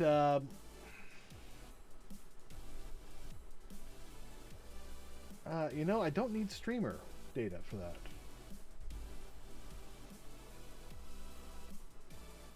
I mean, I'm going to know who it is.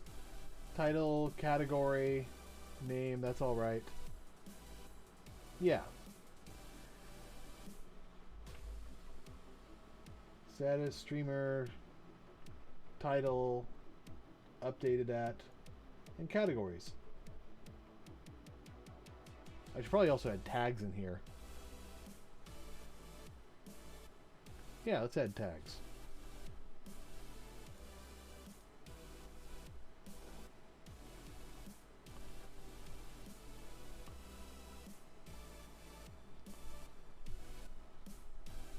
Which I think is just going to be a duplicate of this.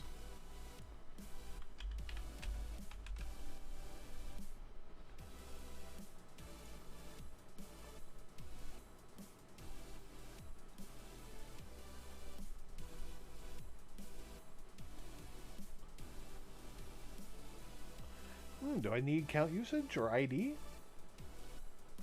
No. At least not yet. But I will be able to add that later if I need to. Stream metadata. Oh, right there. That's it. Stream time seconds.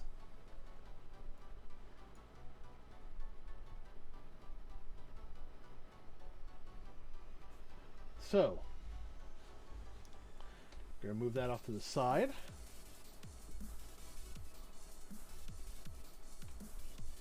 Duplicate that. Call it metadata. And we need...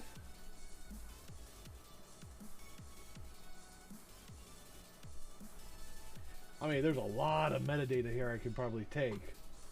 But for the moment... Stream time seconds.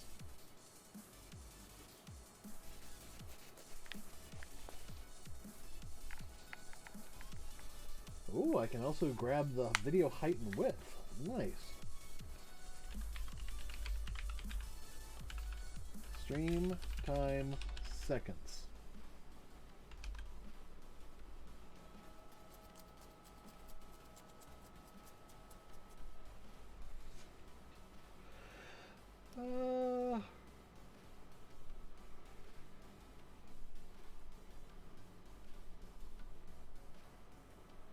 Let's also grab the updated at. Updated at.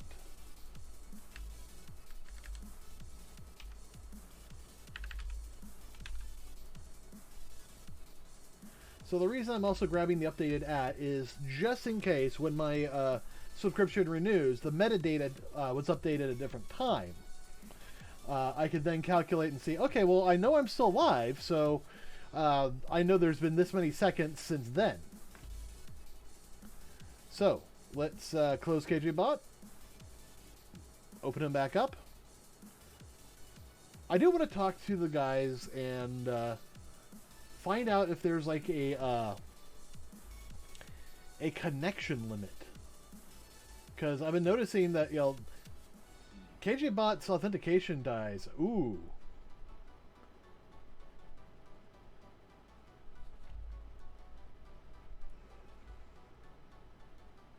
Stream time seconds and updated at. Alright, it's going to tell me where the problem is. That's the good news. The bad news is I'm writing it as a single line and they want to tell me why it failed.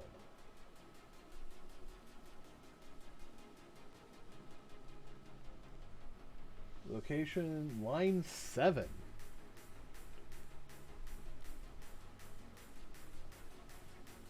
I think this is line 7.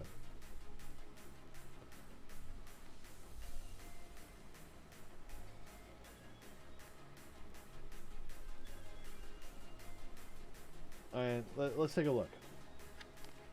Okay, that's 1, 2, 3, 4, 5, 6, 7.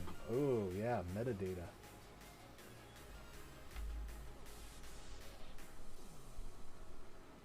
Cannot query field metadata on type channel.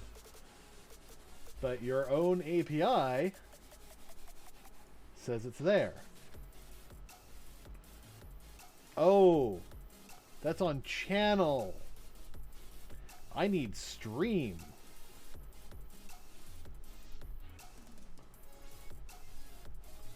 And stream actually has a started at. So, yeah. Okay, so that's me messing up. So, stream started at updated at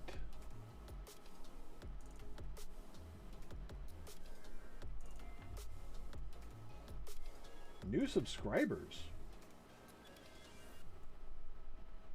You know, I might actually be able to subscribe for streams.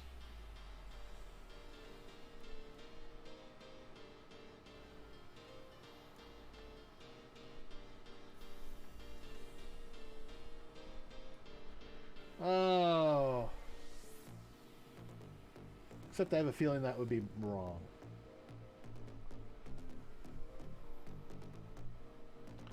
Ooh, subcategories.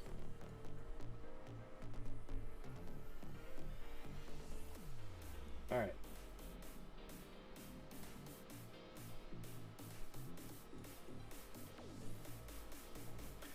All right, there's a lot to pick up here, and we'll absolutely have to, you know, grab this at some point. Peak viewers, peak showers, new subscribers. So, like, you know, average chatters, average viewers, count chatters. This is all data we need. At the very least, let's see. So, stream started at, updated at,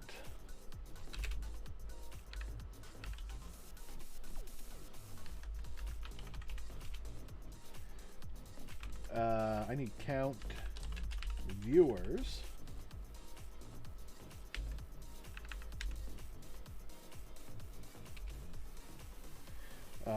New subscribers.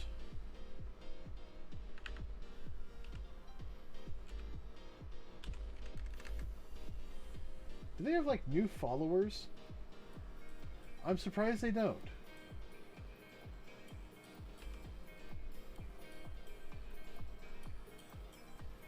And resub subscribers.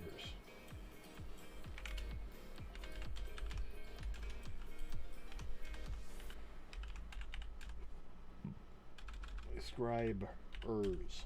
There we go. And just because, let's grab the ID.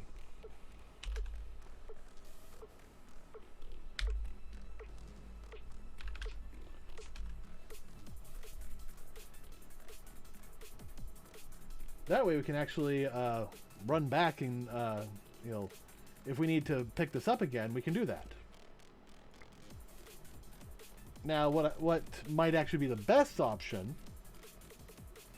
is actually just to grab the stream ID whenever the channel updates, and then have a completely new subscription that's just stream data. Now, I need to anticipate that this will likely, you know, update a little bit more often, but for right now, let's just see if we can get this data.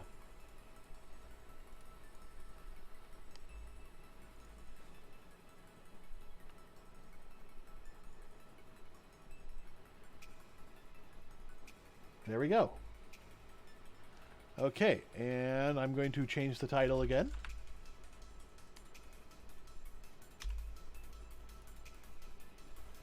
Which means now KJBot should have just received new information.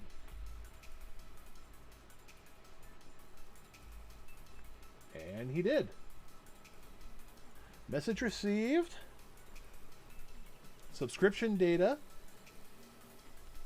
Result. Data, channel, category, tech, status live, stream, viewer count 1, ID. So that's the new subscribers, null. Resub subscribers, null. Started at. So here, that's actually when this particular stream started. Which is, I think, accurate. Because look at their, you know, updated time. Oh, the stream was updated a while ago. Oh no, about a few minutes ago. So just doing the math here, it says that my stream has been up about an hour and 15 minutes, and yet I'm currently streaming 2 hours and 15 minutes. So there's a disparity here. All right, tags, title, updated at. Okay, so the updated at here is just a few moments away from this. That's good to know. So with that data, we should be able to get a whole bunch of new information. But I think that's something I'm going to deal with later. I mean, I definitely like that we're getting that information. It means that it's working. And hopefully that also means that my follower notification system is working. But I can't really test that, because I don't know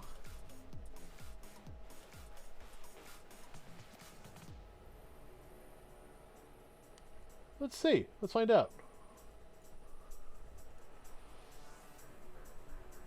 Sign out. Sign in with KJBot.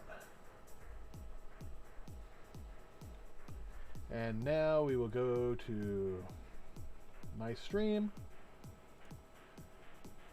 And it will start up, and we'll have our recursive streams. Okay, follow. Good news. So it looks like we can follow and unfollow and get alerts per stream. But the question is, did KJBot pick up the message? We got a message. No. Oh, chat message, chat subscription. Oh, wait. What's this? No, it's a chat message. Okay, so our follower setup did not work. So there is clearly something wrong there, and we're going to have to figure that out.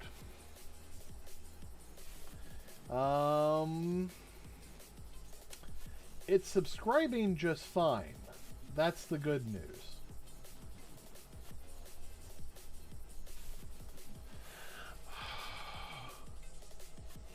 Follower stream ID is 3. Wait.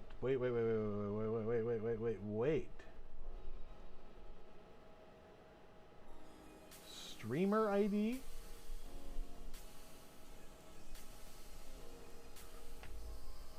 All right. Channel. Followers.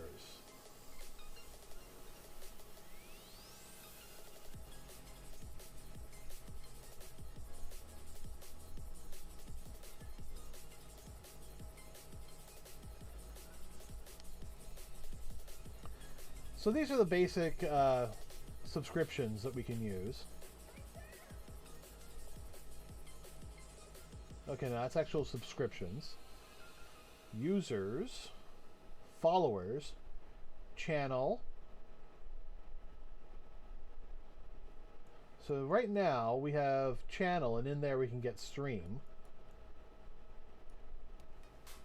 But followers, that takes us all the way over here.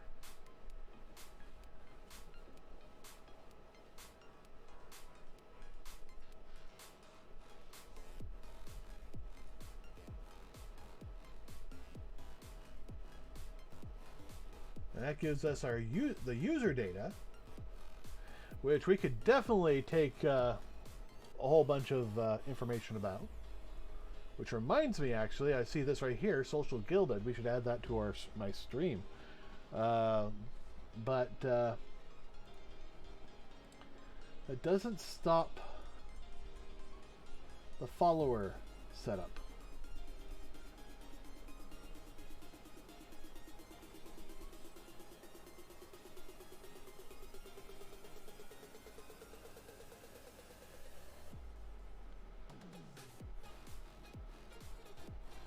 So let's dig in here a little bit.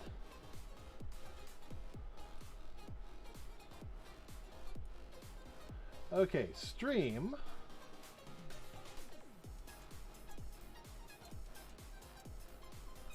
And I do like the metadata. We might come back to that at some point.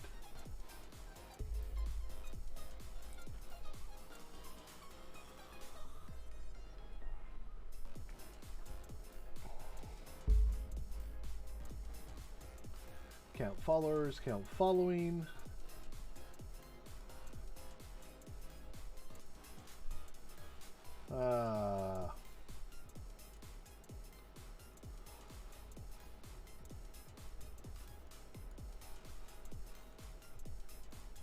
Alright, live updates, followers. Query user mythos ID. Subscription, streamer ID, 6. So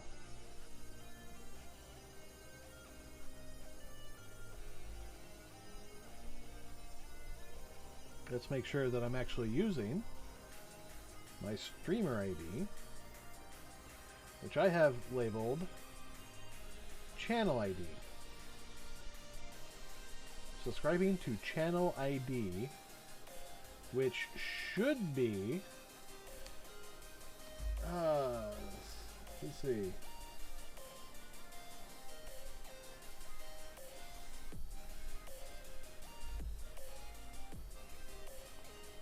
Subscribe to channel.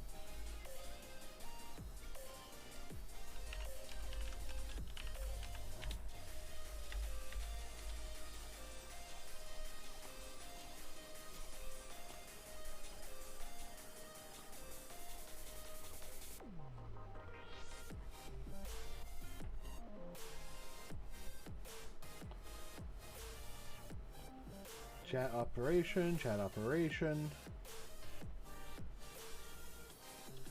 Subscribe me to channel ID 7. Yes, I am channel ID 7.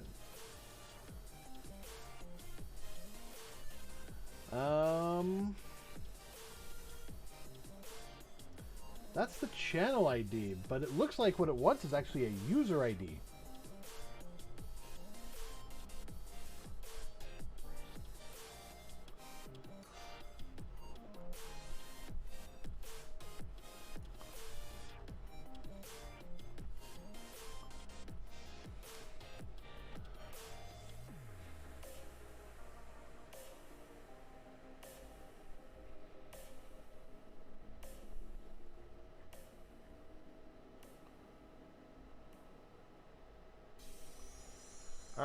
Get connection message response.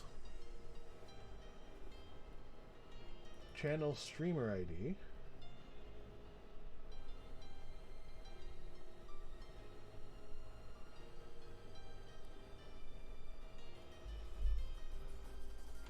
Here's a question.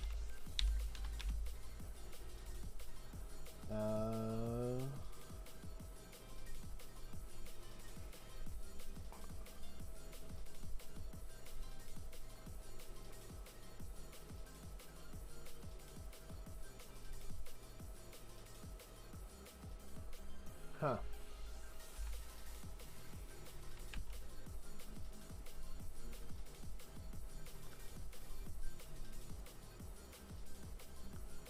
All right. Status.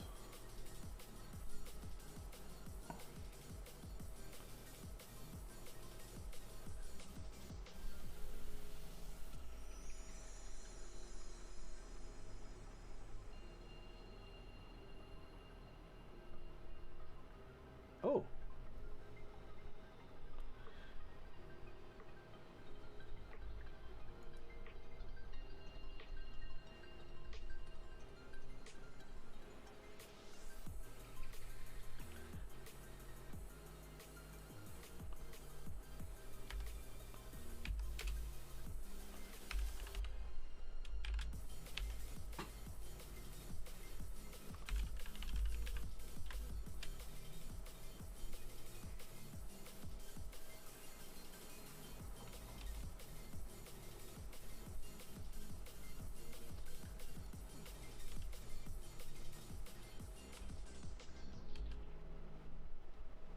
Okay.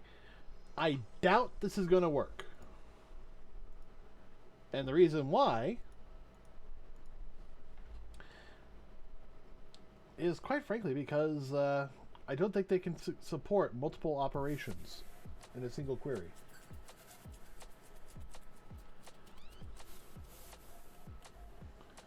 I think their system just isn't built for that.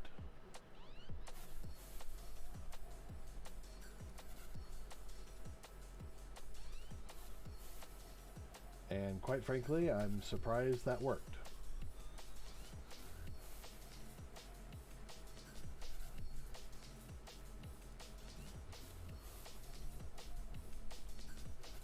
Channel query, here we are. Alright, so we should have gotten a response. And if nothing else, we'll be able to see the raw response.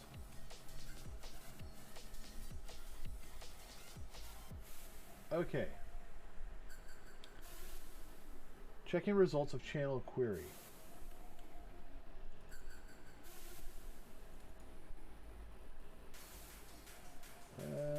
Joining device socket, joining device socket.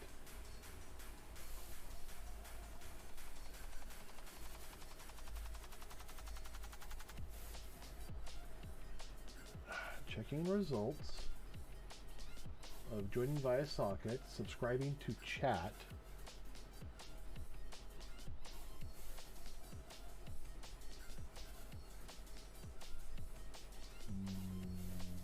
Okay.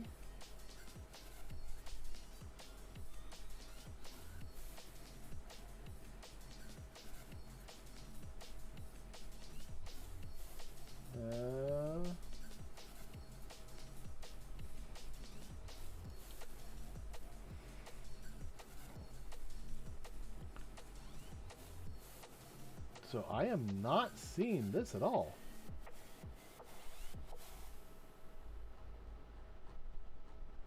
Even though that's right here. Getting channel info operation. And it's inset.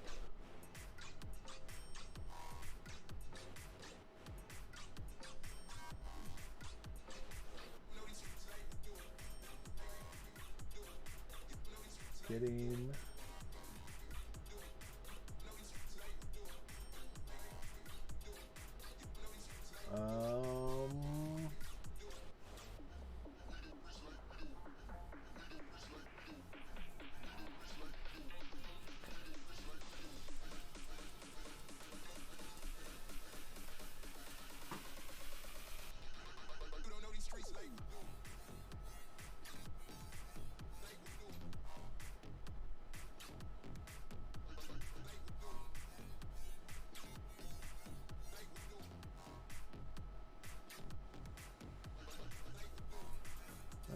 current. This is all commandless stuff. Setting app name, starting chat connection. Here we are. So we're looking for basically these, especially the starting heartbeat. Starting heartbeat. Streamer successfully connected.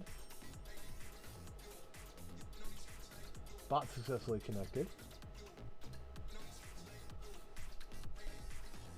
Checking results. Okay, so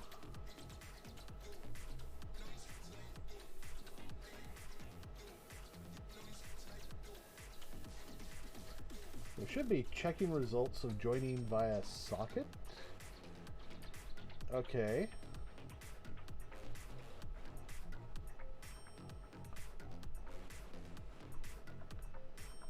Starting heartbeat.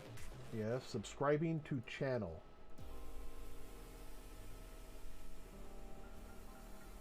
So this actually might be what we want. Query, subscription, chat message, channel ID, username, ID, avatar. Okay, that's actually something that we sent.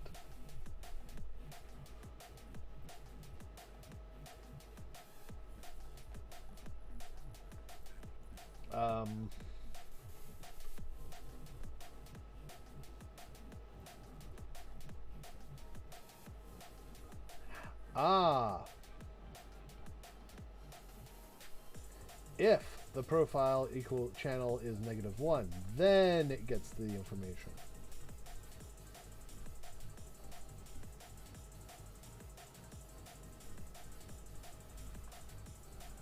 So this is useless.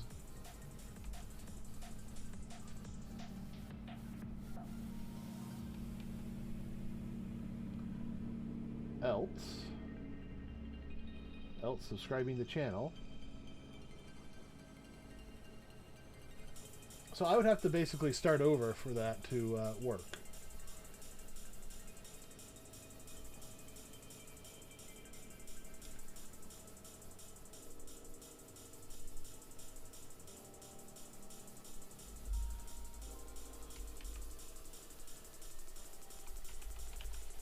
So yeah, this isn't even being touched.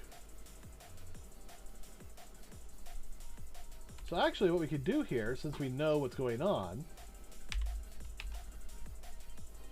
there, now it will manually force that to work. So, because I told it to make it 7, which is what our number is.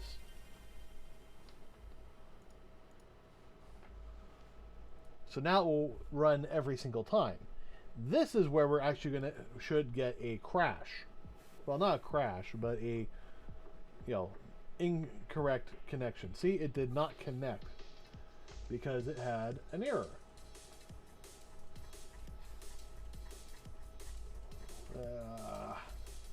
All right. Let's see.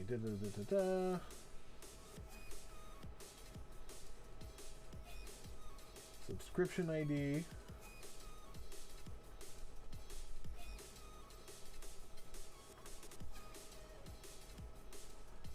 All right. Channel data received. Channel data 7, which is right.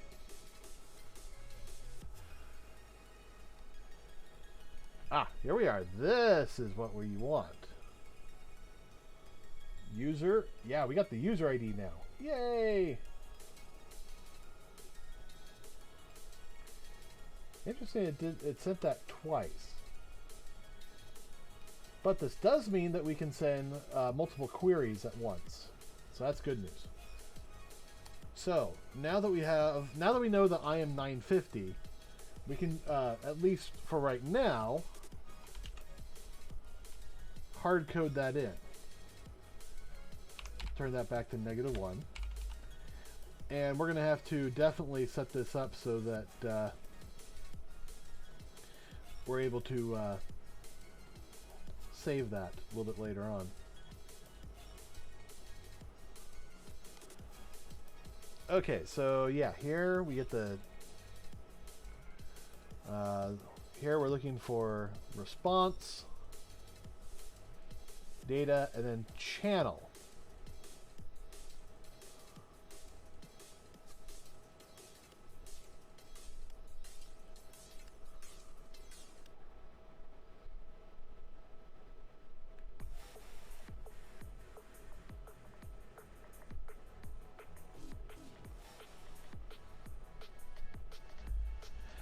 Alrighty.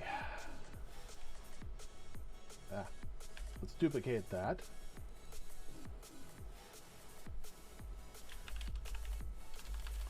Now we'll call this user object. And we want user object.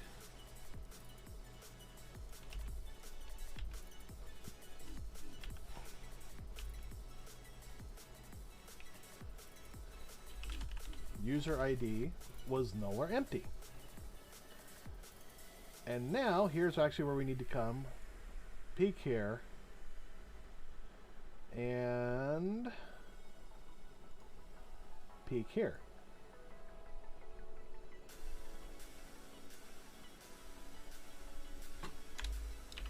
Int streamer user ID equals -1. The user ID for the streamer. And we don't have to be able to use that, but I do need to be able to use that.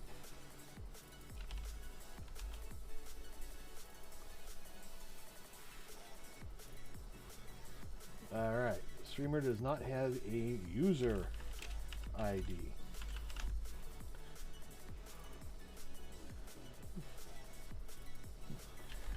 Are we sure you have... Are we sure the streamer has an account? Error message when the user, for some reason, doesn't have an account. Have a user ID.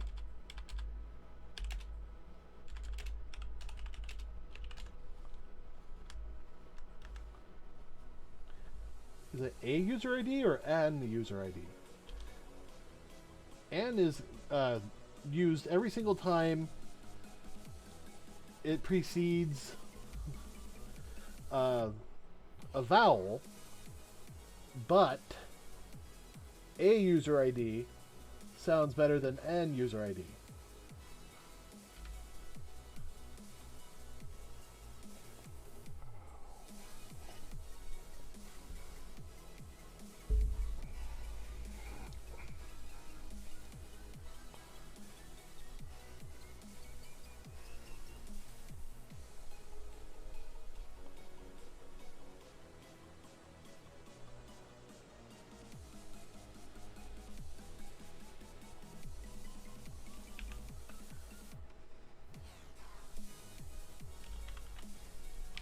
Streamer user ID equals user object ID. And then that will subscribe to that channel.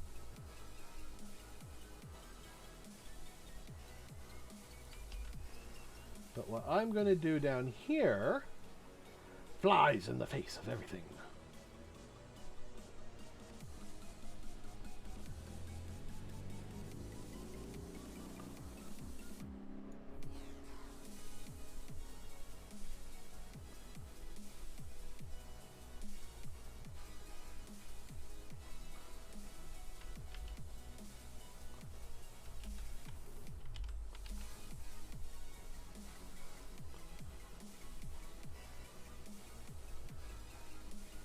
Okay.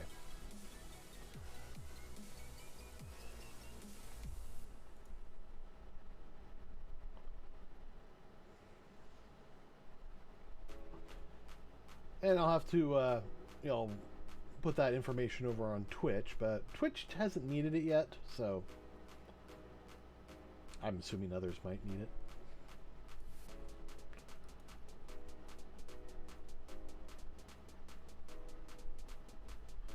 Okay. Now we should be able to get that information. But as it's basically defaulted, and I just now thought of this, you know, let's come up here.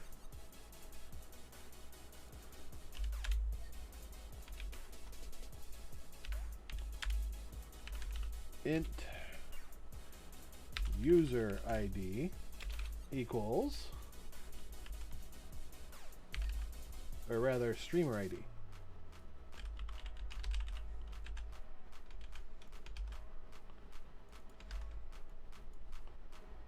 So now I can come down here, just straight up replace that with streamer ID. And the reason we're doing this is very simple.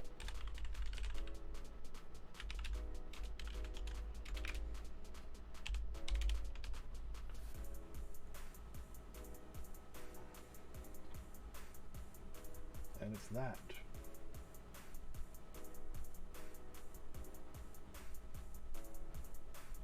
All right, there we are.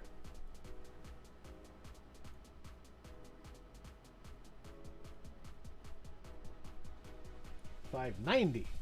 I was close. This way we can do an override.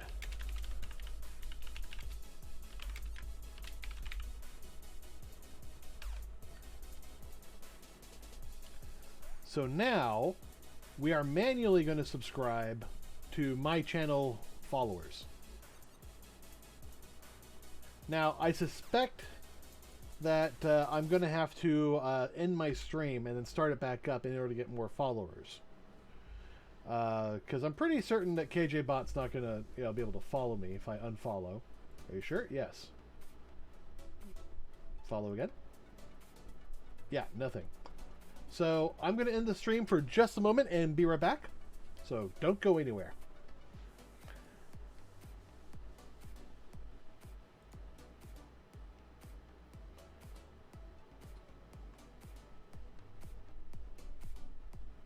Boom, boom, boom, boom, boom, boom, boom, boom, boom, boom,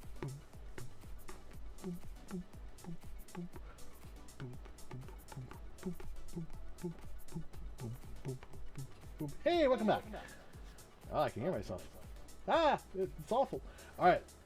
So I just restarted the stream. Let's hit the follow button, see what happens. Nothing. Okay, so maybe it's a log out, log back in thing. I don't know. Or maybe it requires a certain amount of time. Like you can only follow once a day. But KJBot was up for all of that, which means we should now have some nice data. Oh yeah, we got some data here. So let's see, what do we get? Subscription data. Whoa! We actually got some subscription data. Nice. Has live notifications. False. ID inserted. Streamer updated. User KJBot.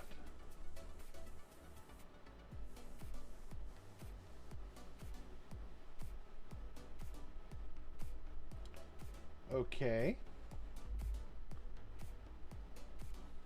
So what happens when I unsubscribe? Yeah, I've already unsubscribed. Let's follow again. Refresh my logs. I just got a new thing from followers.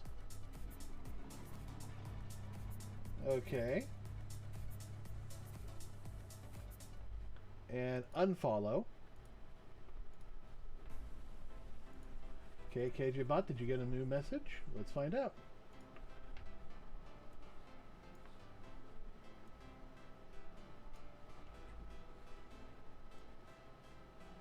No, you did not. All right. If I hit follow again. And yeah. Okay, so it looks like that I am getting a message every single time someone hits the follow button. What's not happening, however, is I'm not getting my alert from AC Pixel. My guess is that he has a cooldown on his follow alerts, and that's not a bad idea to put. I mean, the last thing you're going to want is somebody, hitting the follow and unfollow button like mad, and basically, spamming you with a follow alert. So having a cooldown, not a bad idea. But the good news is, this does mean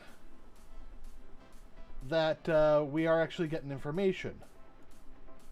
Which makes me wonder...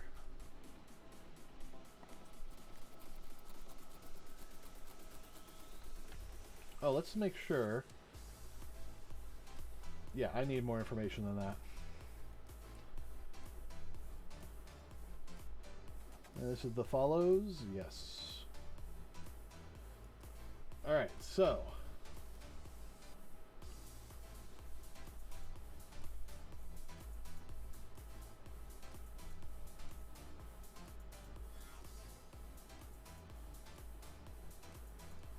Alright, follow. I need the user ID.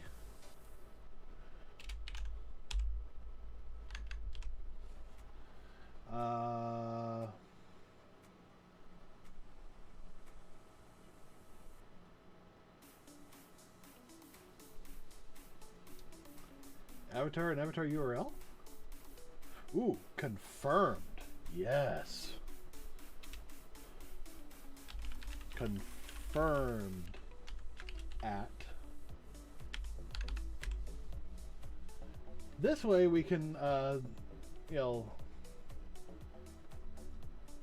Oh! Username versus display name.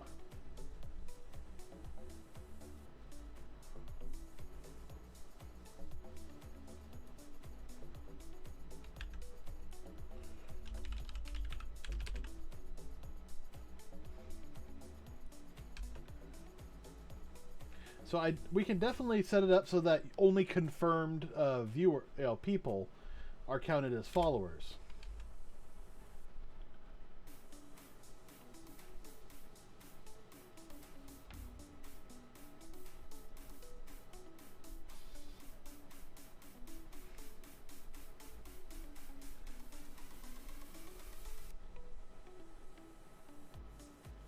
Interesting. I could grab their social data. That is tempting. And I probably will. But not right now. For right now, let's just grab this data. Actually, I do want to know...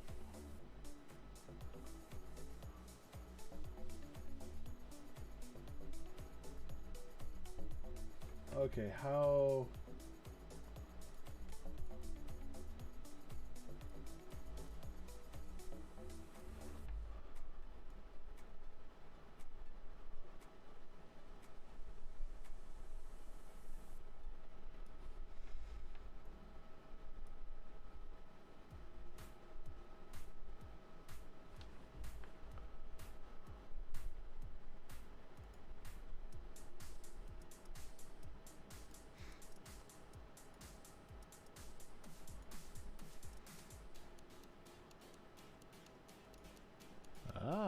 Okay.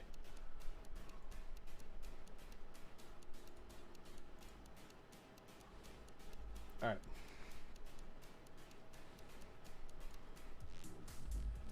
All right. Well, let's close KJBot. We have a whole bunch of new information. Let's build this.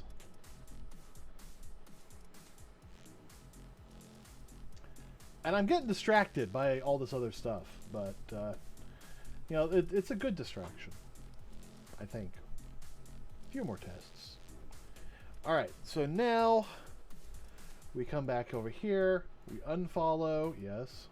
We follow. I'm going to put the no. Alright, let's see what KJBot registered for that. And it should be down here at the very end, because we don't have anything happening with this. Alright. User confirmed at. So that's when they confirm their account. Display name, username. I don't know what the difference there is. And I have their ID number, which is actually only two. So one person signed up in the time it took for me to sign up as Kjasi and then sign up with KJBot's account. So I don't know what the difference is. Let's take a look at settings. We have display. Oh, okay. What happens if I put a space in there?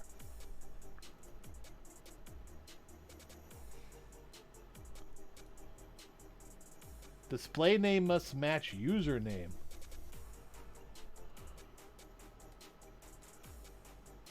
Then why have a display name at all?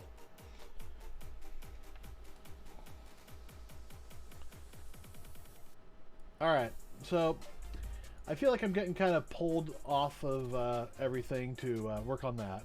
So I'm going to get back to what we were doing earlier.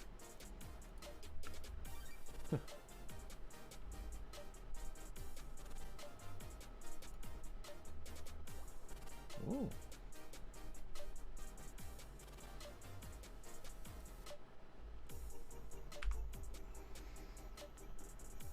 Okay. It says I'm not live. At least on the main page.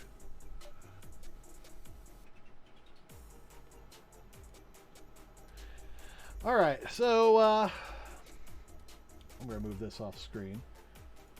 So let's kind of push back on that kind of stuff for a little bit. Definitely want to, work through it all, but at the moment,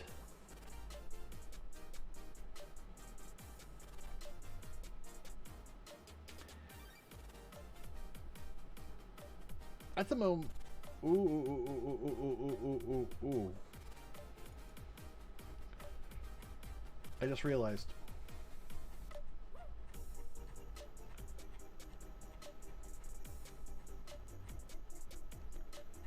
Alright, connections. Here we are.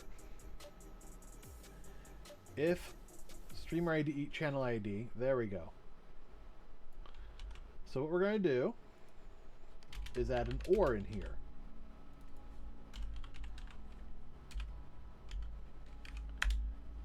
So now, if either one is empty, it will query and refresh both these options.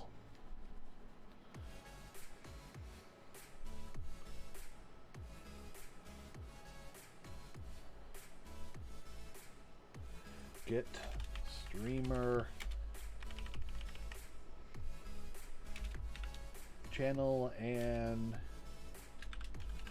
user info.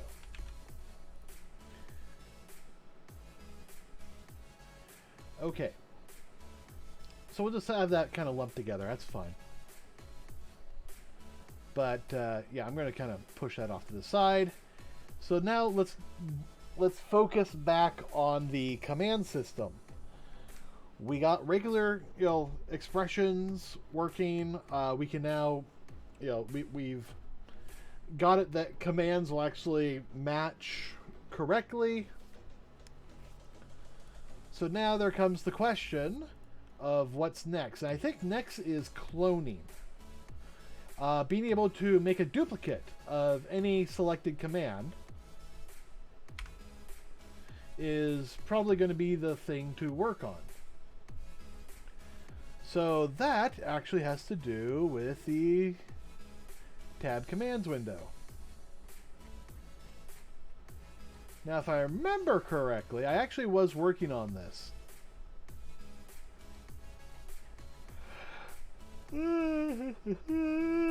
Oh, here we are, yeah.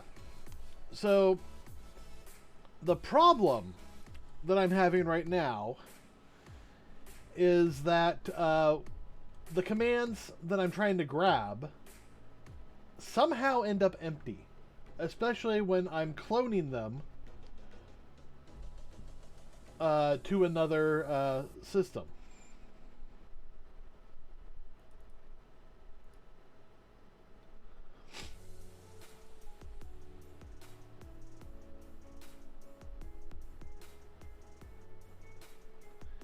So let's see.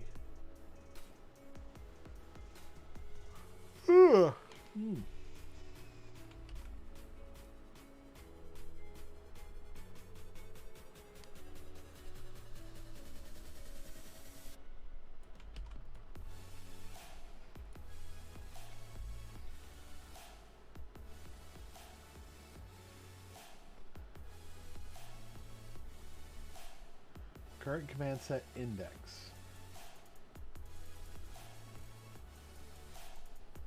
Okay, so I have command ID. I have the ID for the command. So the absolute easiest thing to do would be to take the command, make a copy of it, and then save it.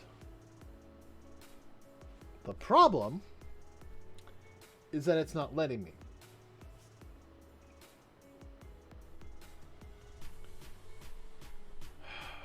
If I remember correctly, this is going to crash KJBot.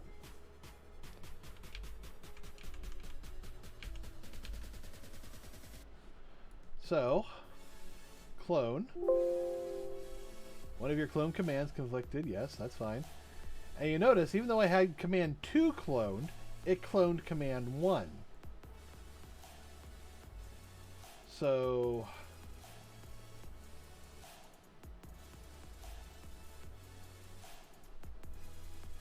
let's check the setup.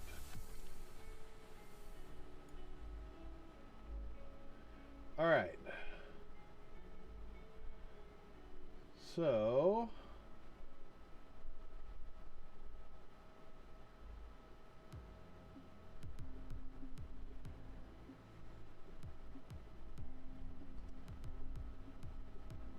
I'm seeing a lot of errors.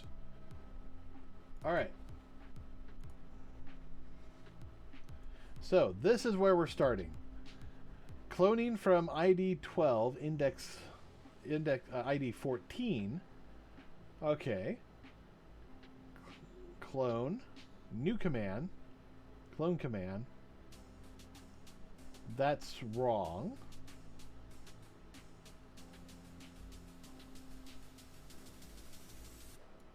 All right, so let me jump back over here. Resources, software.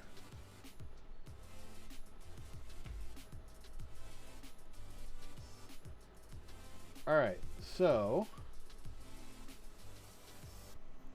14 was what we wanted to clone. But for some reason, it cloned 12. So why did it clone the wrong one?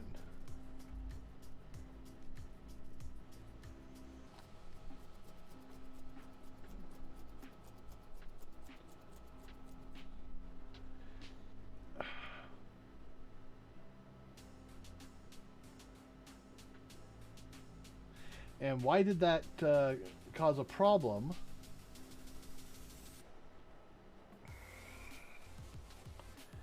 Okay.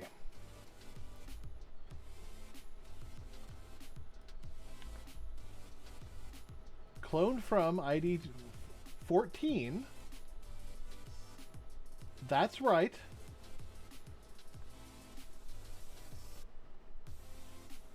Index 0. That is wrong.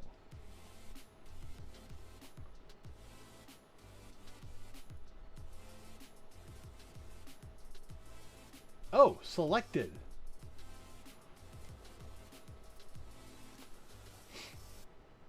So yeah, that is actually correct.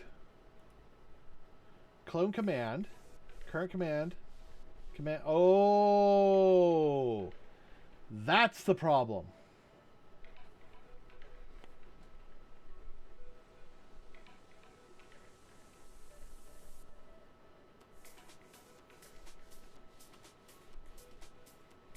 That's the problem.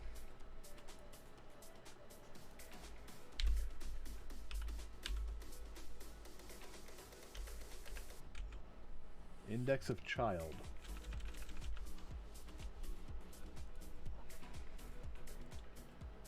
So, what happens if I do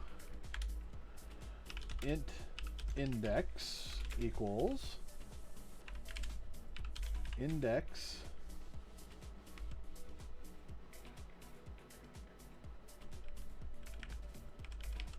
of top level item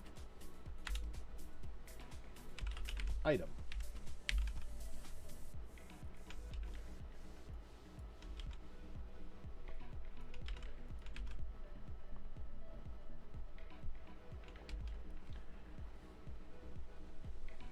Okay. So now this will work? Question mark? Although I've already broken the database, so actually let's fix that real quick. Command text links, I believe? Yeah, we do have this problem. It just makes a ton of duplicates.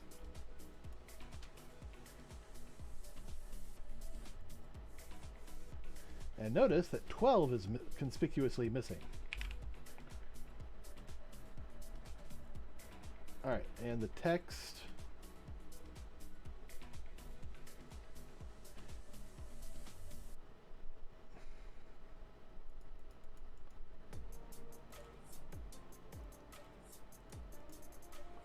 Duplicate record. Yes.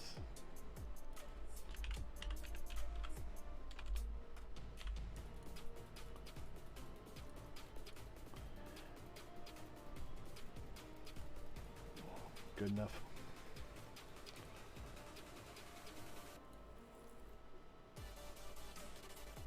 All right, 22.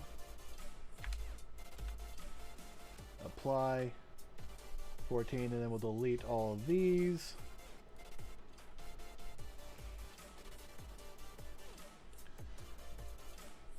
Write my changes. Write my changes! Why do we have duplicates there?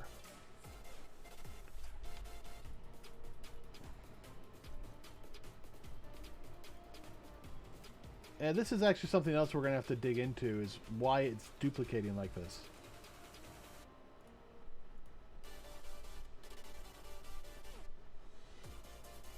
But that's what we're going to do as soon as we finish this section.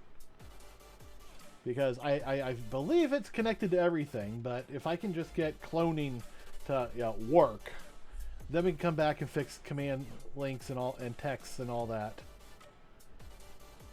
Alright, so I think we're good there. Let's build this. Because I can't remember if we built it or not.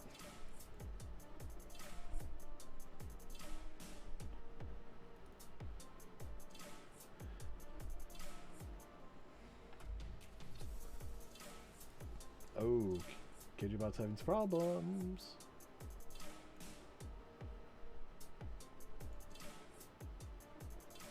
Okay, so now let's try a cloning test 2.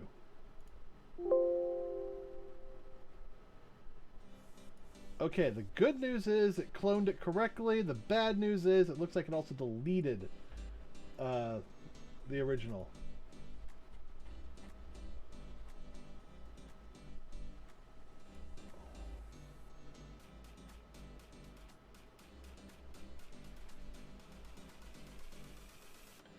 Yeah, it's trying to add it.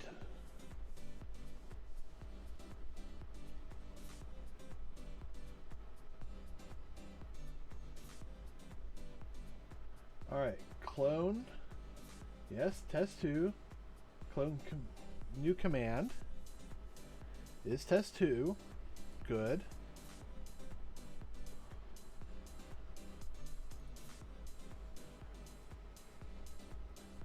Entries found. No entries found. Saving command.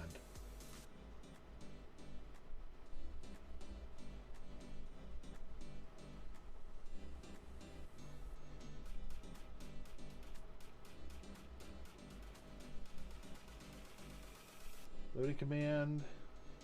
Loading command error. Unable to find. Yeah. Okay, so somewhere text command link's getting deleted when I hit clone this.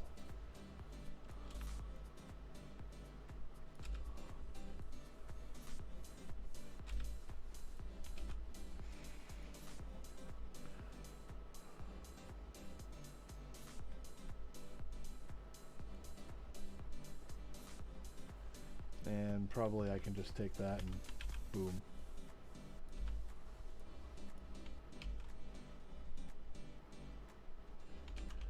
So more than likely what's going on is this line right here is causing the problem. It's trying to duplicate it. I'm trying to duplicate it, but instead it's just, it's just, linking to this one.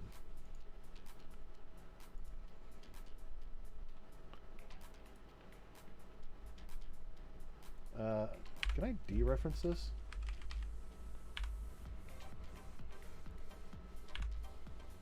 Yeah, it looks like I can.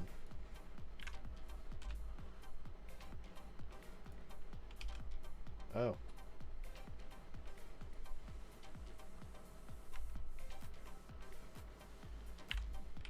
Dereference.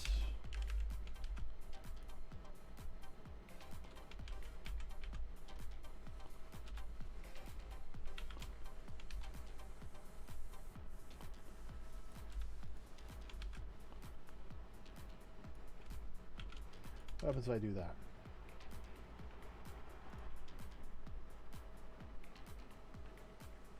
Fatality.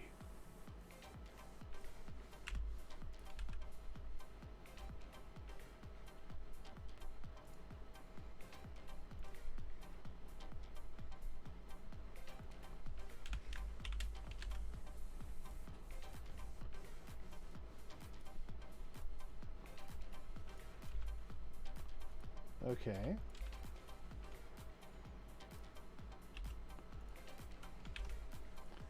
But does that work over here? Okay, now I'm telling it to dereference that. So now it should work.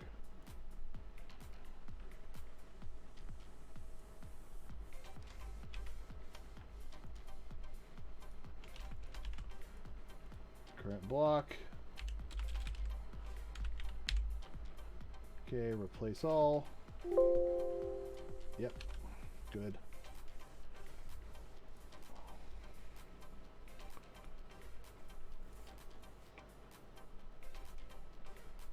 So telling that to dereference, it means it won't try to copy the command. It will try to copy the command. It won't try to say, "Hey, this is a command." Yeah, here, duplicate this. It won't say that anymore.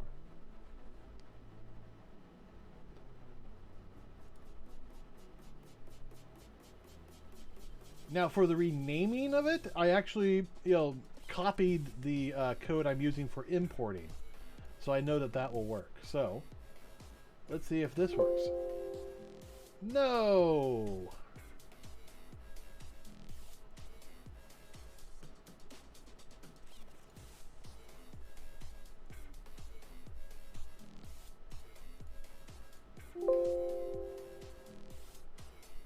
Oh.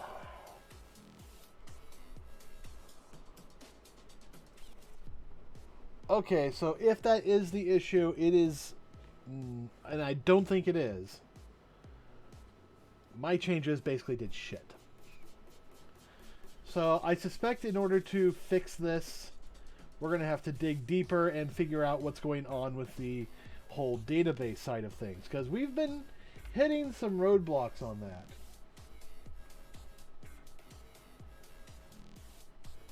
And particularly with cloning, that seems to be an issue. So, let's close basically everything. And then bring up the database initialization systems. So what I've been basically trying to do is I'm trying to put all the database functions into this one file. And then we just reference that from the other functions. It shouldn't really do anything specific. other than querying outside of this system. On the other hand, I could create a query system in here. It wouldn't be that hard. Now, more than likely, what the problem is my database. Most of these, you know, look pretty good and run pretty well. But this one has foreign key constraints. And I'm thinking this is probably where the problem is.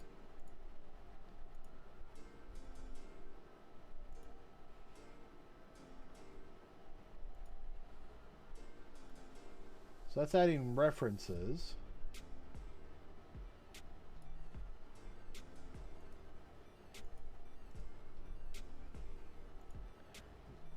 Okay.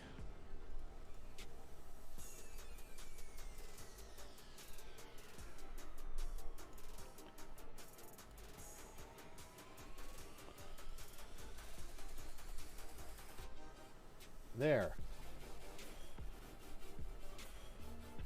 And let's double check commands.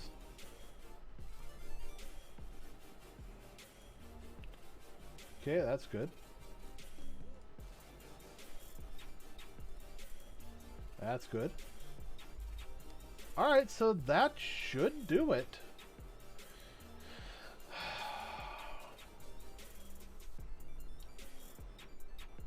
So let's browse the data real quick.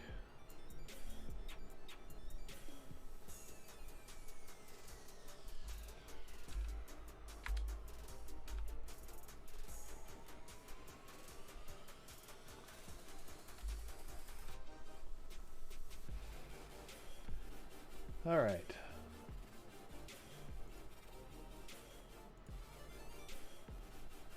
All right, so here is where things are going to get tricky. 23, 24, 25. 23, 24, 25. No duplicates. Yeah, this looks good. All right, so let's see if removing that fixed our problem. And I'll just build this just to be safe. So without the constraints, how does this work? Let's clone test 2, or test. It did nothing. It did nothing. It did nothing. So why?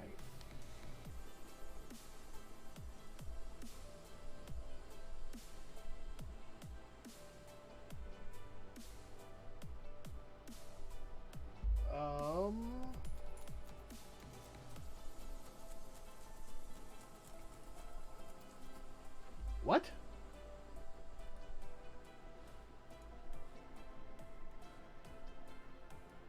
All right, command text ID. Let's see, from command text links. 12, 14, and 15, huh? Okay, which ones are which?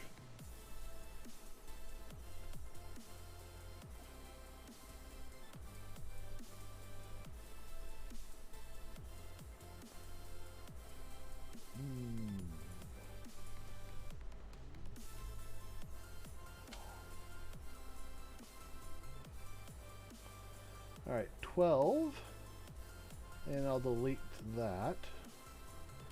So 12,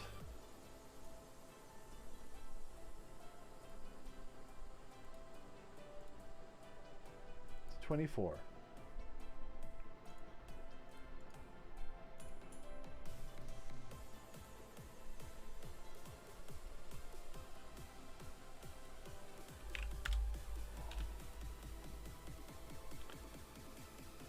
And we can delete that record. That'll be 14. Correct? Yes. Write changes. Close. Open.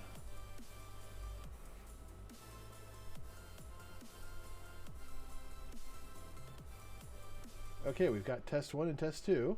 They're back. Let's clone test. Okay, no, that renamed it again.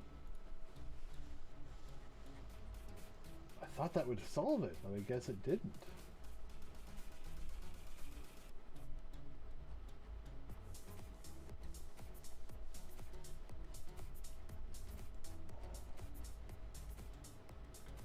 Alright, attempting to connect. Updating connected. Clone button pressed. Here we are. So let's see what happened. Alright, so test was found. It then made it cloned. And then it saved the command. Are we certain that we're not doing anything worse?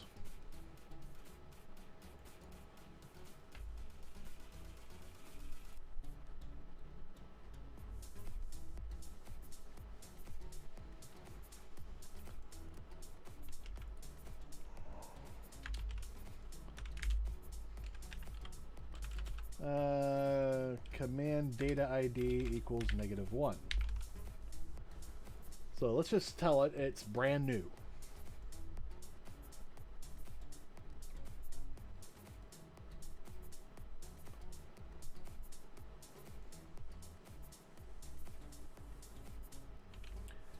Can I? Okay, no, I can't. All right. I was just thinking I really could use some of these new setups, but yeah. All right, so Q debug original command, and we'll duplicate this cloned command. And actually, I do want to change the nomenclature here.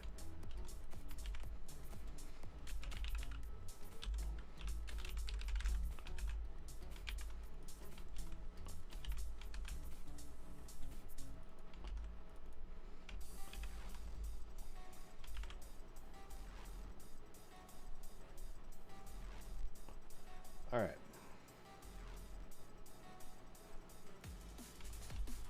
And now, cloned command. Replace that with original command, except for here.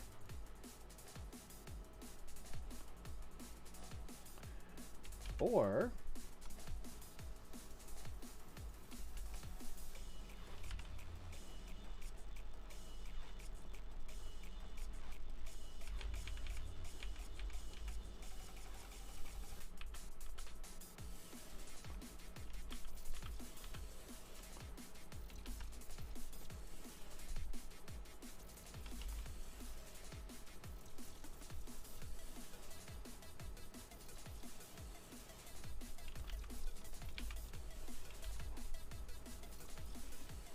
all right.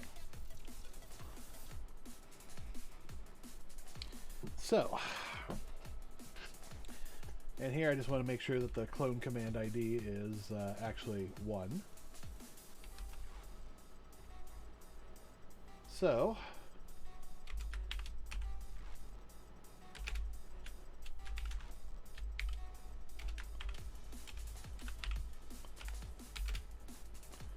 all right. Original command, list strings at 0.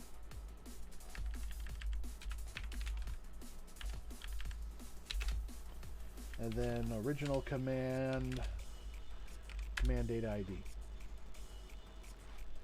All right.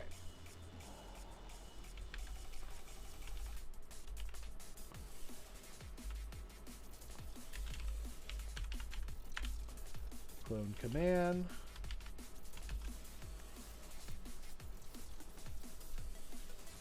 So this should give me a perfect look at what's happening. Are we cloning the command, or is it duplicating the command?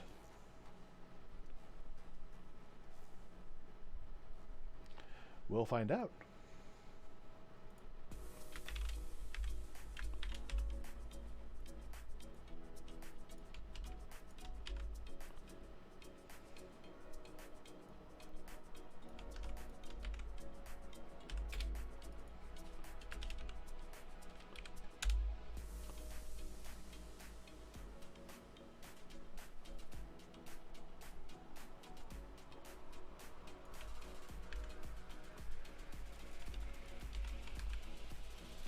All right.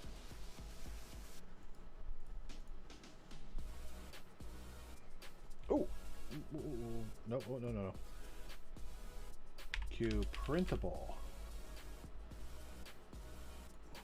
And we gotta close that anyways. Q printable. Otherwise, we're just gonna get trash.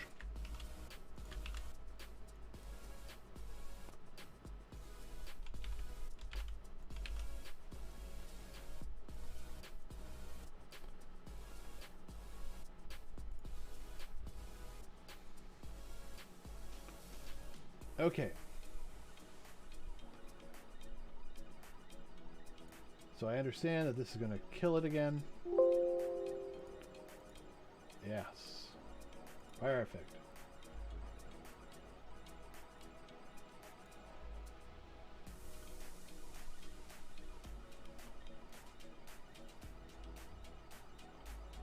All right.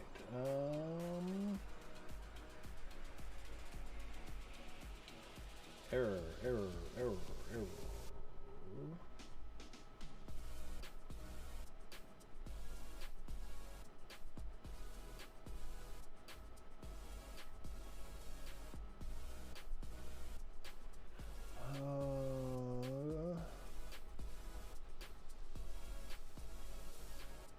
Starting chat connection.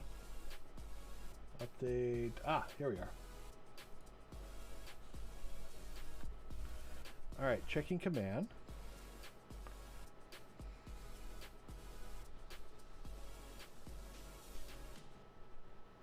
Wait, is this? Yep, that was the wrong one.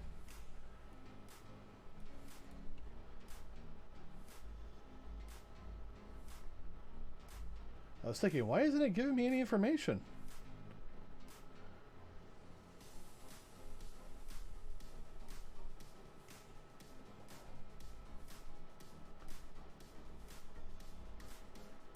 All right, here we are. That's the one we want. Original command 23.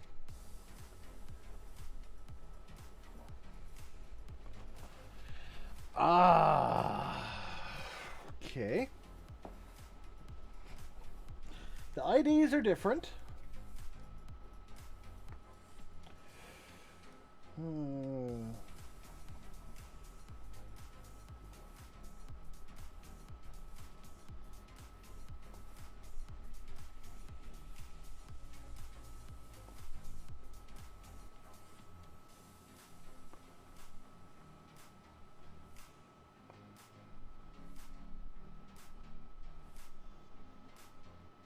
That could be the problem. It's trying to update that rather than... Okay. So what we might have to do is clear out the command list IDs. So...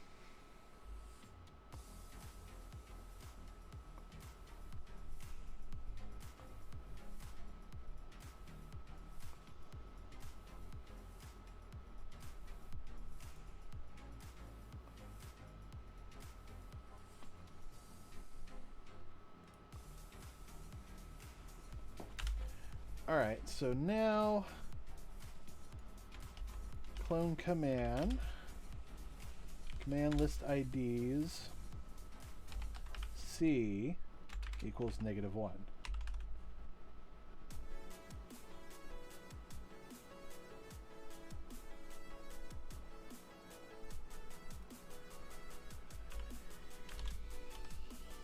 Value C.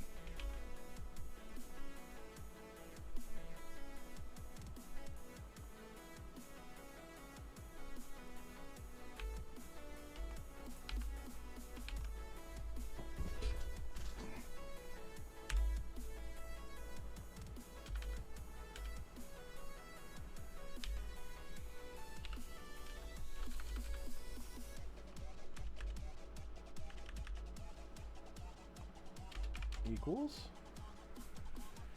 0 or -1. What is it having a hissy fit about now?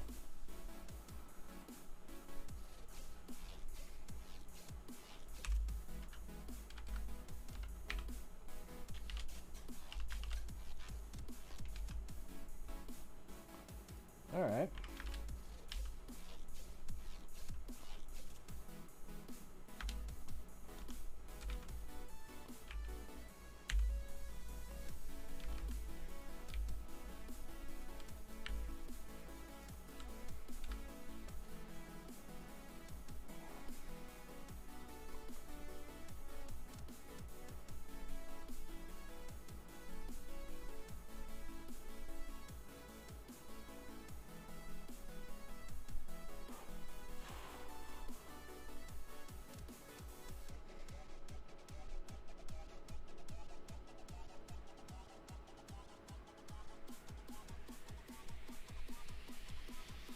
Yeah, maybe that's what we need to do, is just come down here.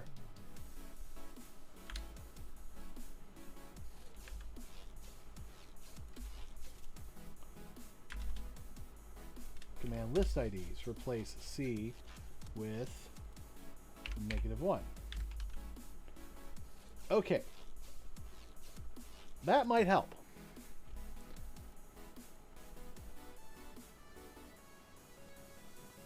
I'm trying to remember how it figures out whether these are new or not. And I think it's because they have actual list IDs. So by telling it that, hey, this is a bad, string, we need to replace it, rather than clone it. Oh, fatal crash. All right, do we have a debug log? What happened? Index out of range.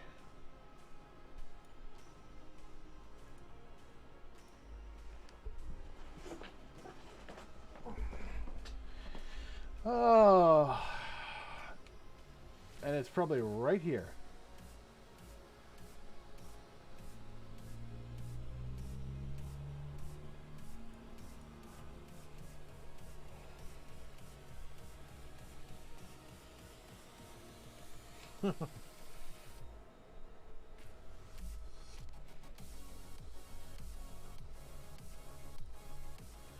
What happens if I just fucking clear it?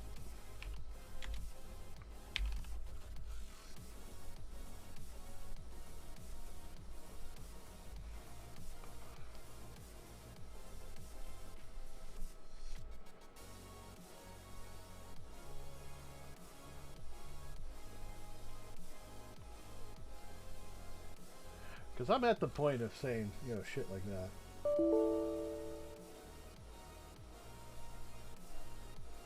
Okay. So that means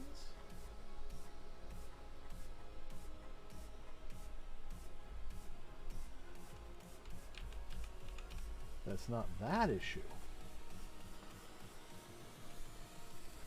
It might be one of these.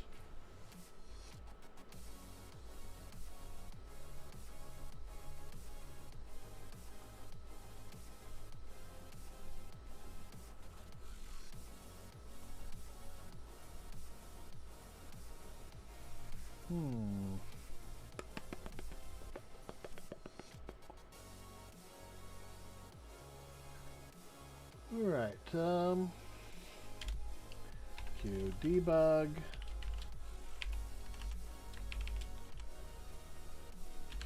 Name conflict.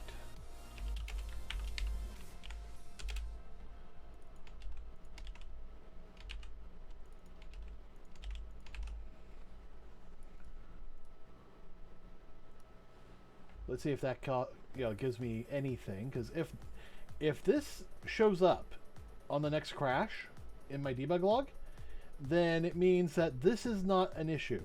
It means the issue is up in here.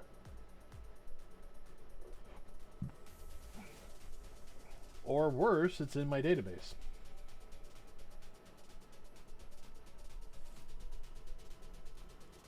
Let's clone that. All right. That's exactly what I anticipated. It is not here. Okay, so that is not our issue.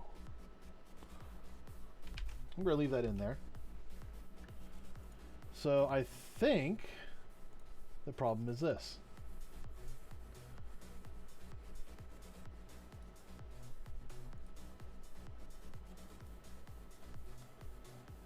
Alright, let's delete these two. Command text.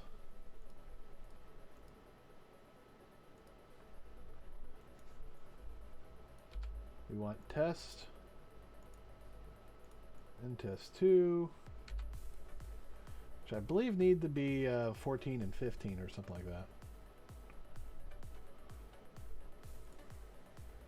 All right, commands 12 and 14.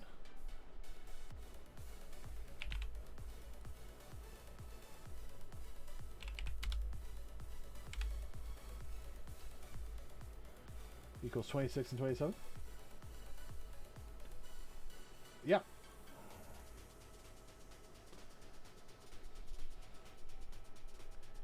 Alright, so let's see if this is a bug with the database, or if it's a bug. Okay, it was a bug. But, look at that. It cloned it perfectly.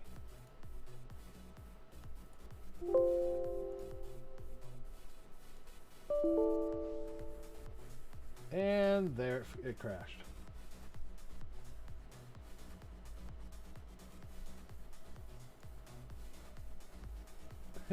It's the same crash. But the fact that it cloned it perfectly gives me hope.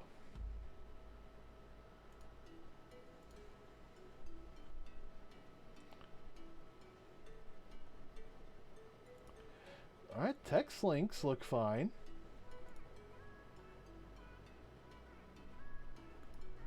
And commands look fine. Okay, so more than likely... Alright, so we did not hit this, so it's still an error up in here.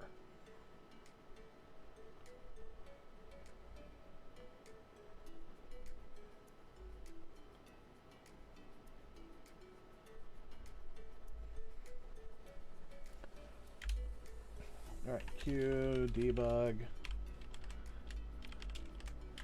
Performing name checks.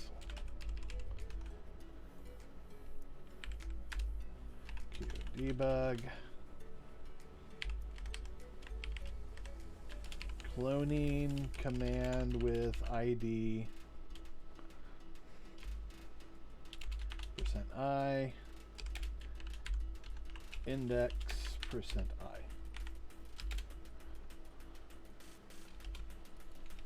So command ID and index.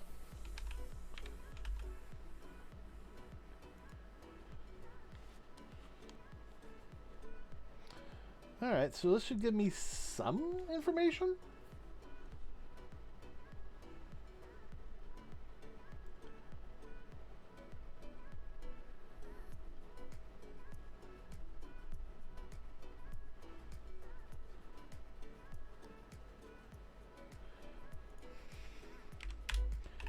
Debug.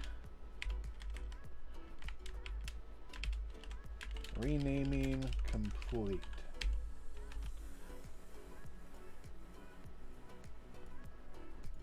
Build.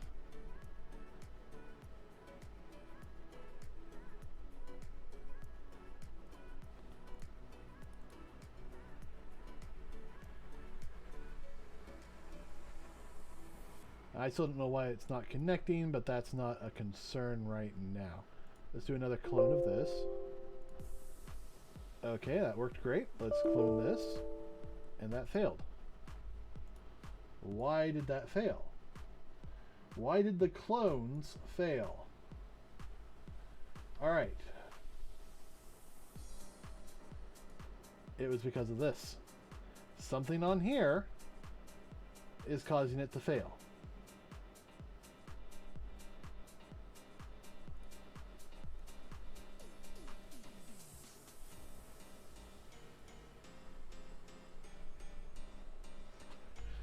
Because look what's happening. You know, it's, you know, so we press the button.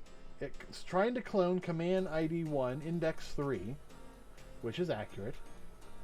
It performed the naming checks, it completed the renaming, and then it had a fatal out of range. So the question is now, what was the issue? So let's start.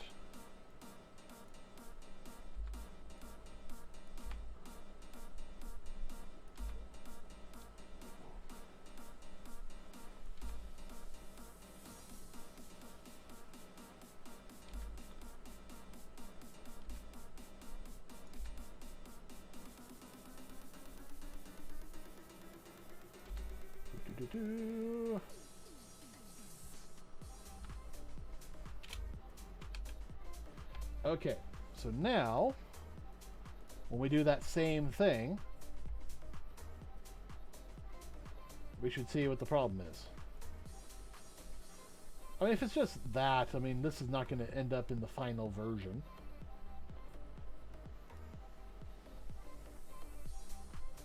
Alright, let's clone that one.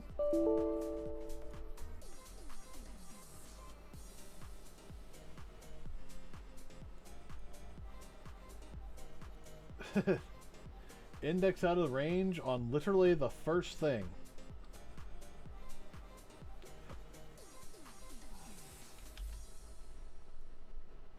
Original, okay, list ID count.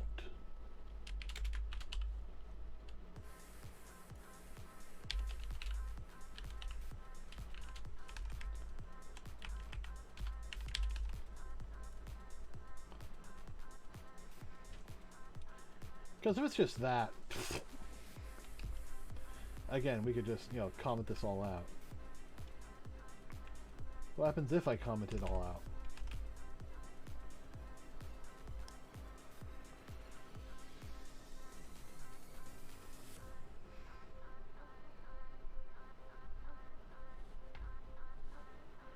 Although it shouldn't happen, you know, you never know.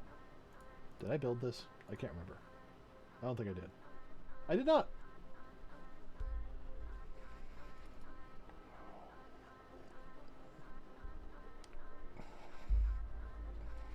All right. Win or lose. That did not work.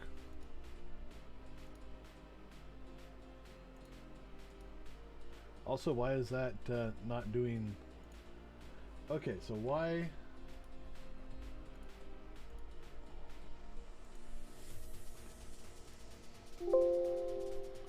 Why is that working, but these are not?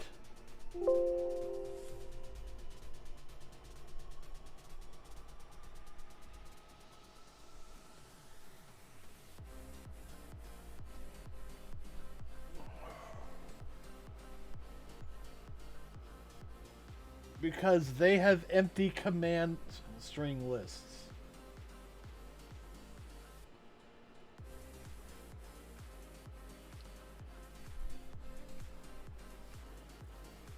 But why?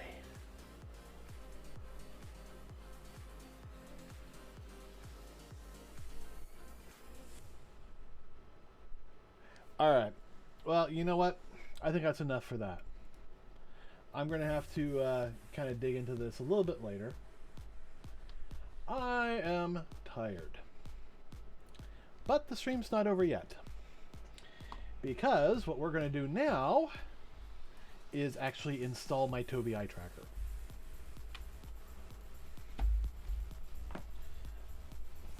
Yay! We're going to have this up and running for tomorrow's stream.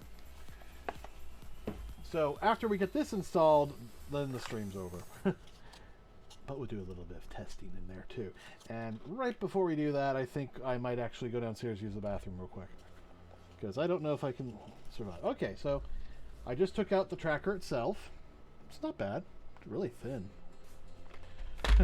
And then get started. Ooh. Ah, stuff for fallings. Okay, now this is empty. Put that over there. What's this? Safety and compliance for the Eye Tracker 5. Magnetic field warning. Child safety.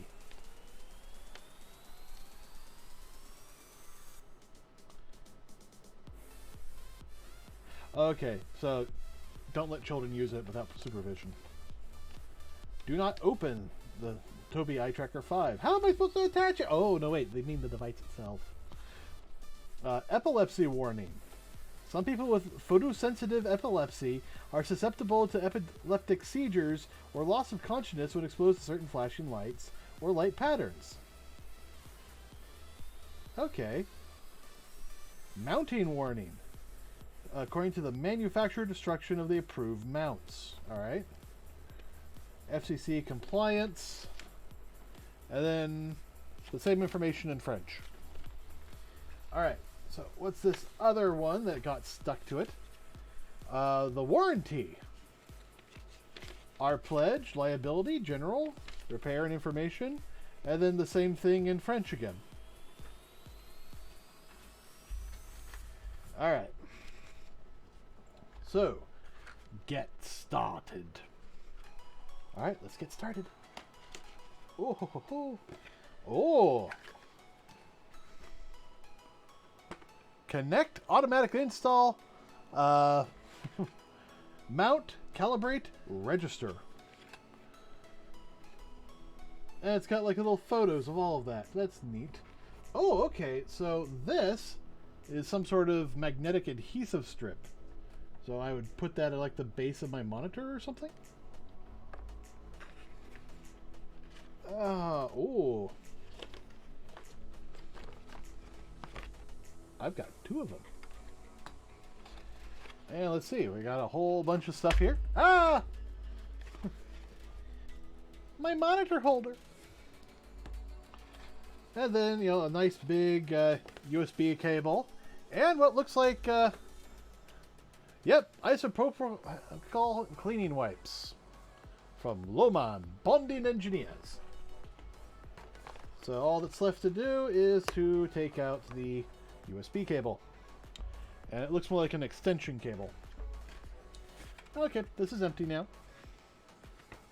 But I do like the photo stuff. Okay, so they're showing pictures for installations, and their pictures kind of show it on a laptop, but then they also have it on like a curved monitor.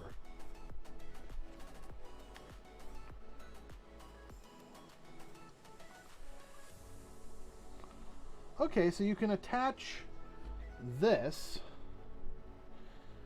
or you can attach this.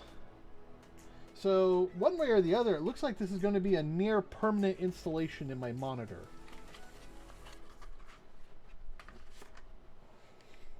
Alright, let's open the tracker itself. How do I do this without destroying it? Do I just pull it out? I think I just pull it out. Whoa.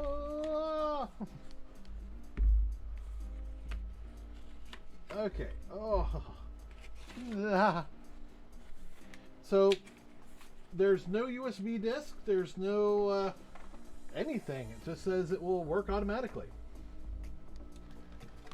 Okay, so connect, automatic install, mount. Well, I want to mount it. So on a flat screen, I have a flat monitor. Let's see, can I put it underneath?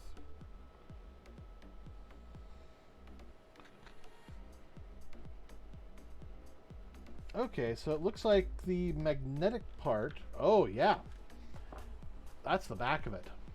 So the magnetics would just, yeah, that adheres to that pretty solidly. So I would need to put that here, which pretty much puts it right over my Asus logo,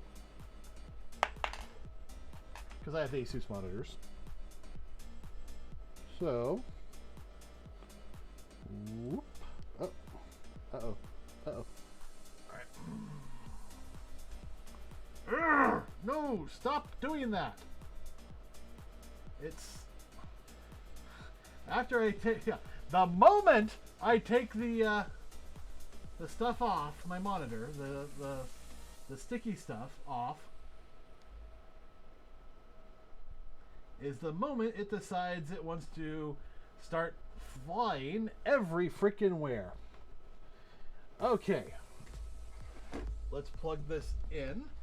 Oh god damn, I'm gonna need alright, well, let's disconnect this. I'll have to set other things up.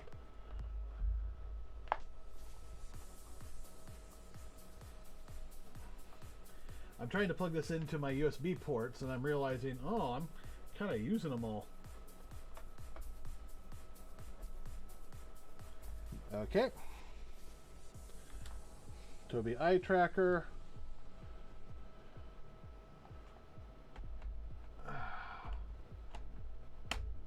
There we go. All right, it's attached.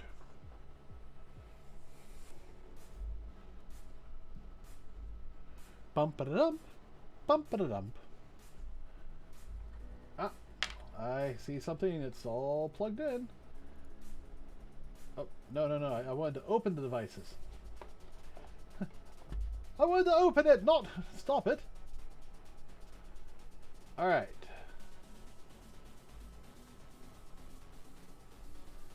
iChip.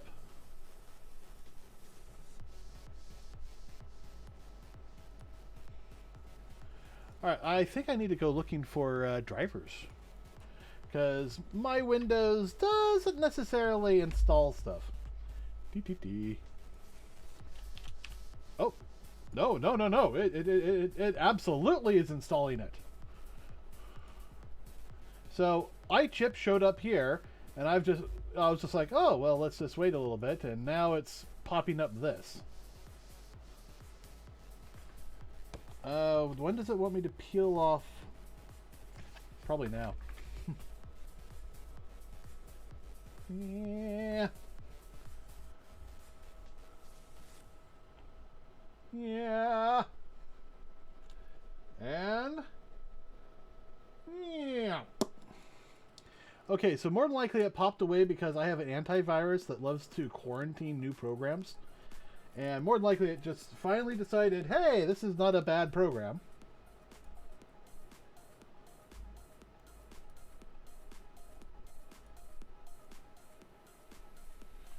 No? Okay.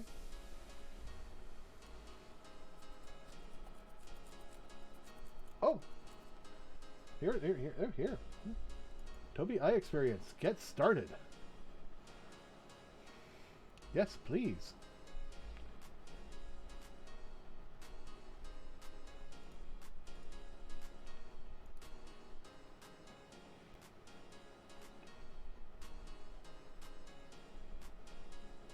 What the hell?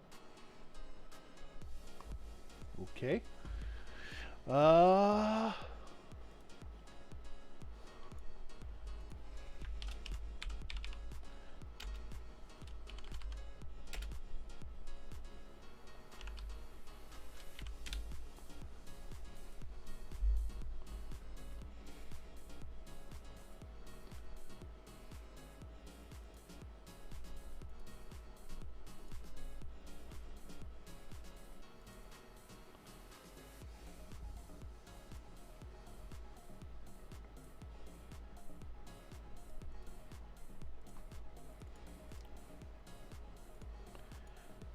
Yeah, I can just save this there.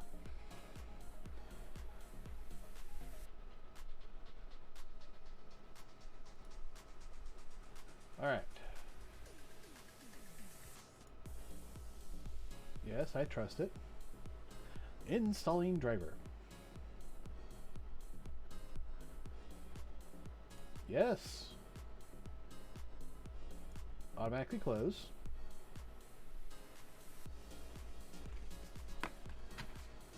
Oh. Bump-a-da-dump. Aha, I heard you.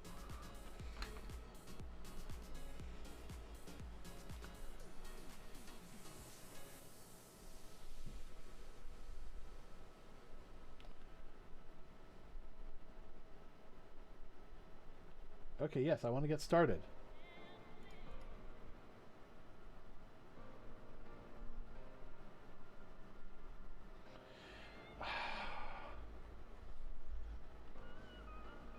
Eye tracker. Get started. Closes.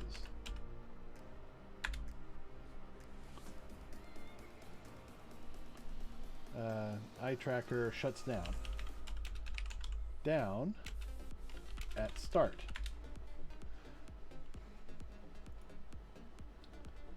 This is from 2019.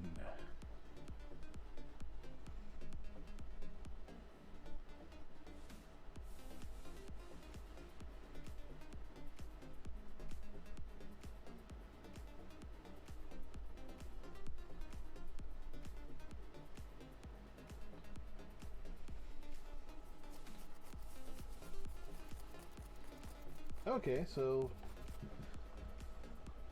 let's try this then.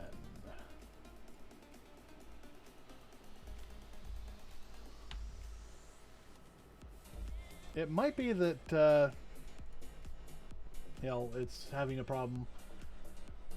No, that was the wrong thing.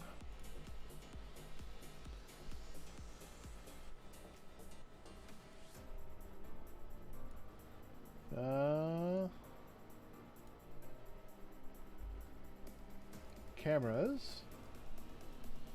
Update driver.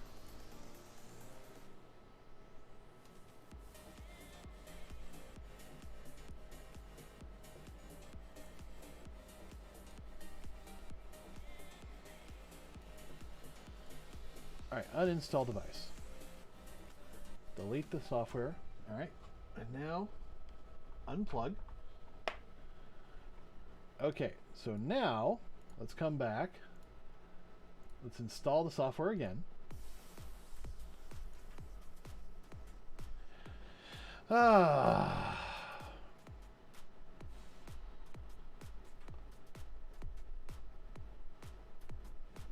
it's just an endless cycle.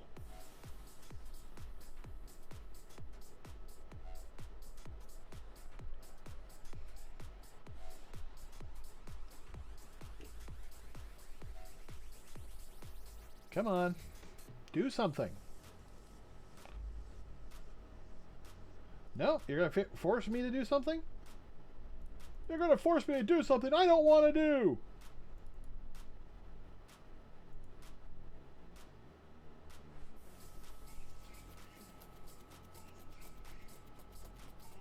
Okay, I guess it's installed. Let's try plugging it in now. Bump-a-da-dump.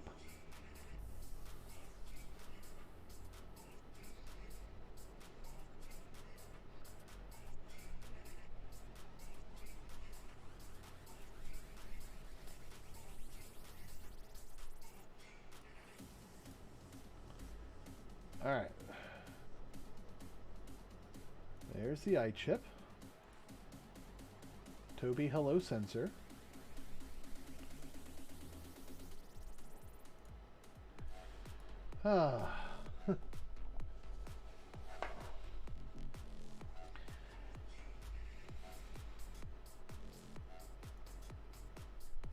Come on.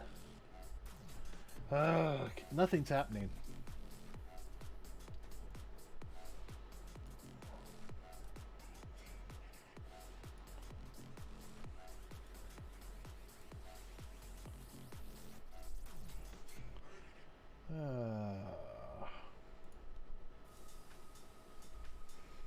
Okay, well, let's see. Is there anything I can start? Toby experience.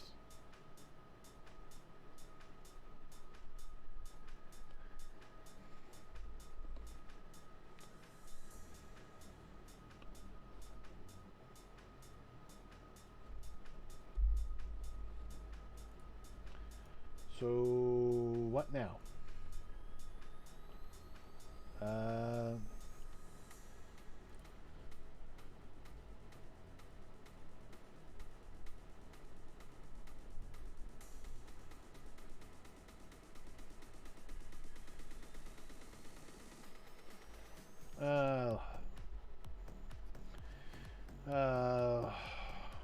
eye tracker 5.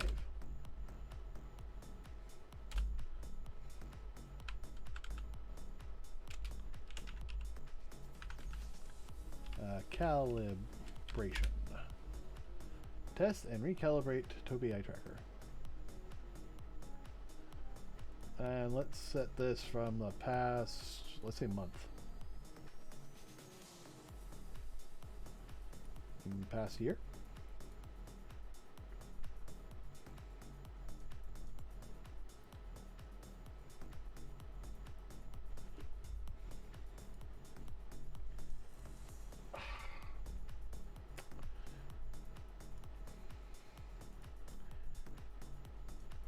Yeah, I don't get this.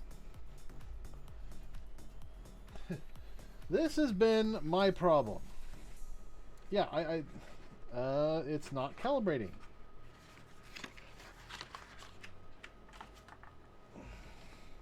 So, eye tracker 5, not calibrating.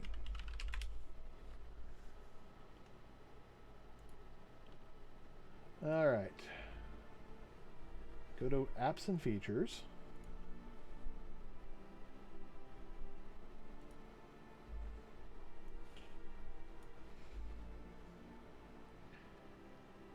And check if you have the driver software installed. Look for Tobii Experience. Yeah, I got it installed. Yeah, I have that. Find the Tobii 5 in Device Manager software components. Where do I find that? Yeah, Device Manager, okay.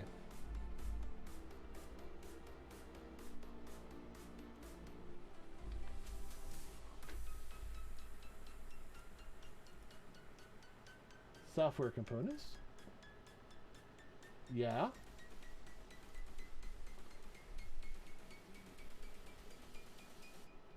If you don't have either, use our offline installer. Okay, I do have both.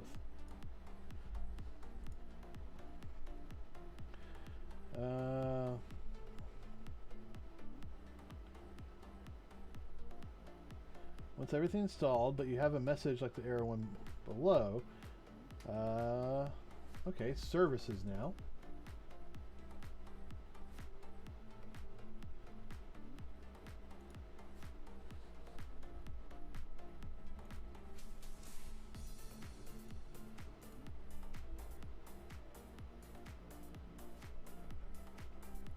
Alright. T for Tobii. Yeah, they're running.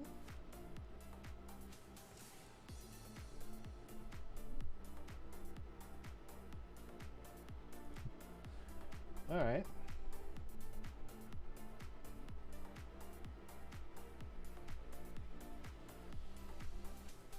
No, I don't have that.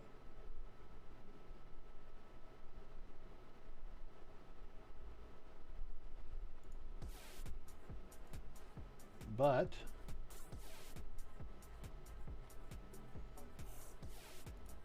I start this.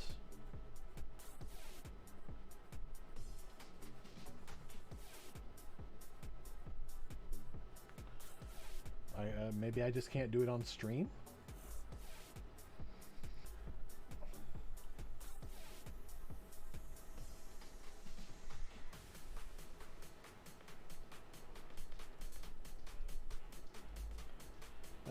Not booting up with your PC. Eye tracker.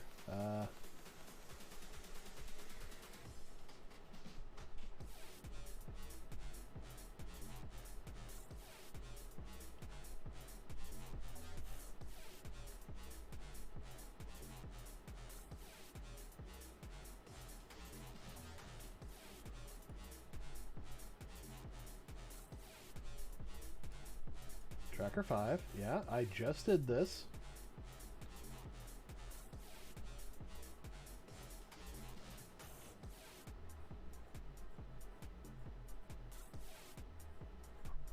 That's not a bad idea.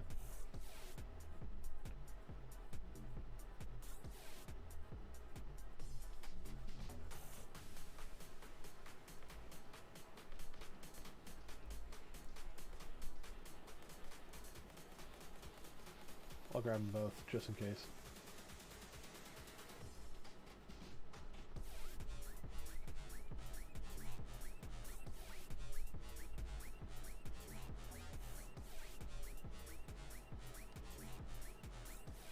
I don't recall this song. Must be new.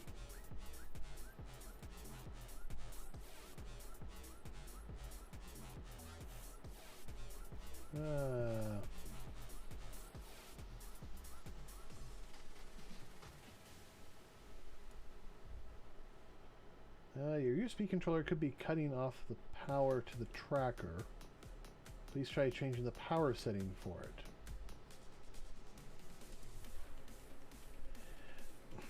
Okay, I think this is going to be a bigger and longer, thing to get going than I want to do on stream here.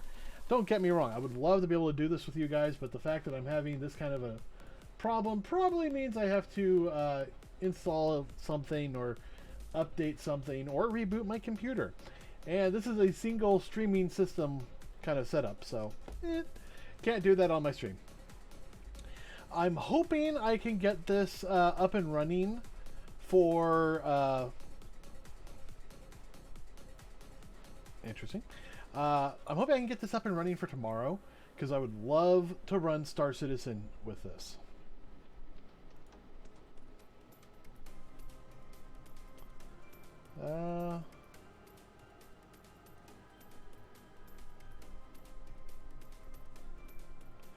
Okay, so I'm looking at the ghost option, and then apparently we can embed it into our content, which burns it into the video. Alright, you'll be adding a ghost overlay. Okay. Alright, yeah, let's go through this. Alright, add a game capture. Alright, let me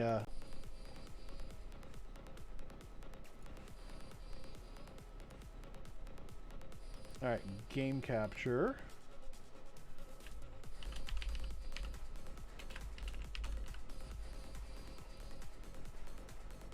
Capture specific window. SS overlay.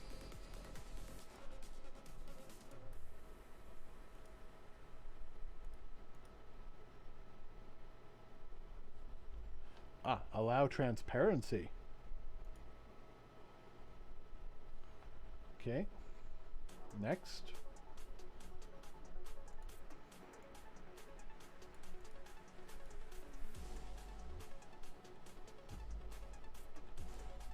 Okay, well,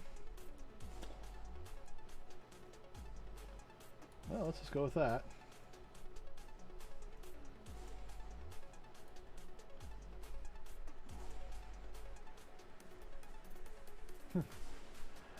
Okay, yeah, I'm gonna have to work on this because oh, Toby's tracking me. It's tracking me. So the ghost is actually working, but the problem is it's not calibrated. So if I come here to this, it should work, but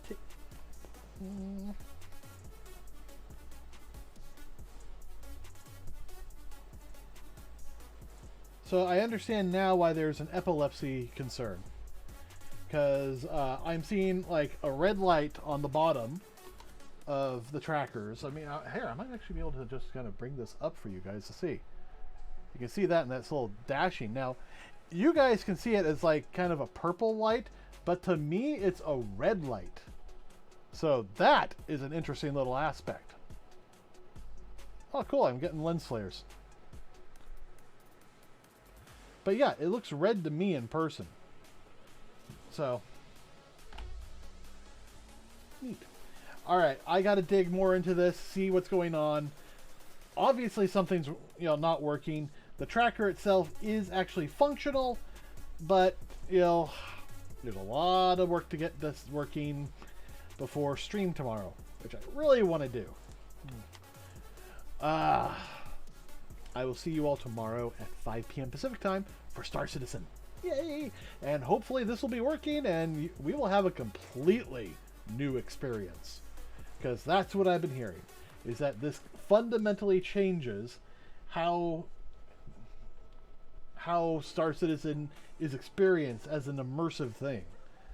And being able to, you know, quite frankly, in my mind, I am picturing how I did the Star Wars game in VR, where I was able to look all around and it worked perfectly, even though I had joysticks and was sitting down.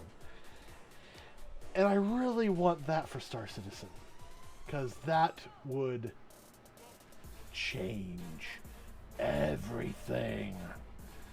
Oh, I am hungry. I need food, and I gotta figure this out. I will see you all tomorrow at 5 p.m. Pacific time. Good night, everybody.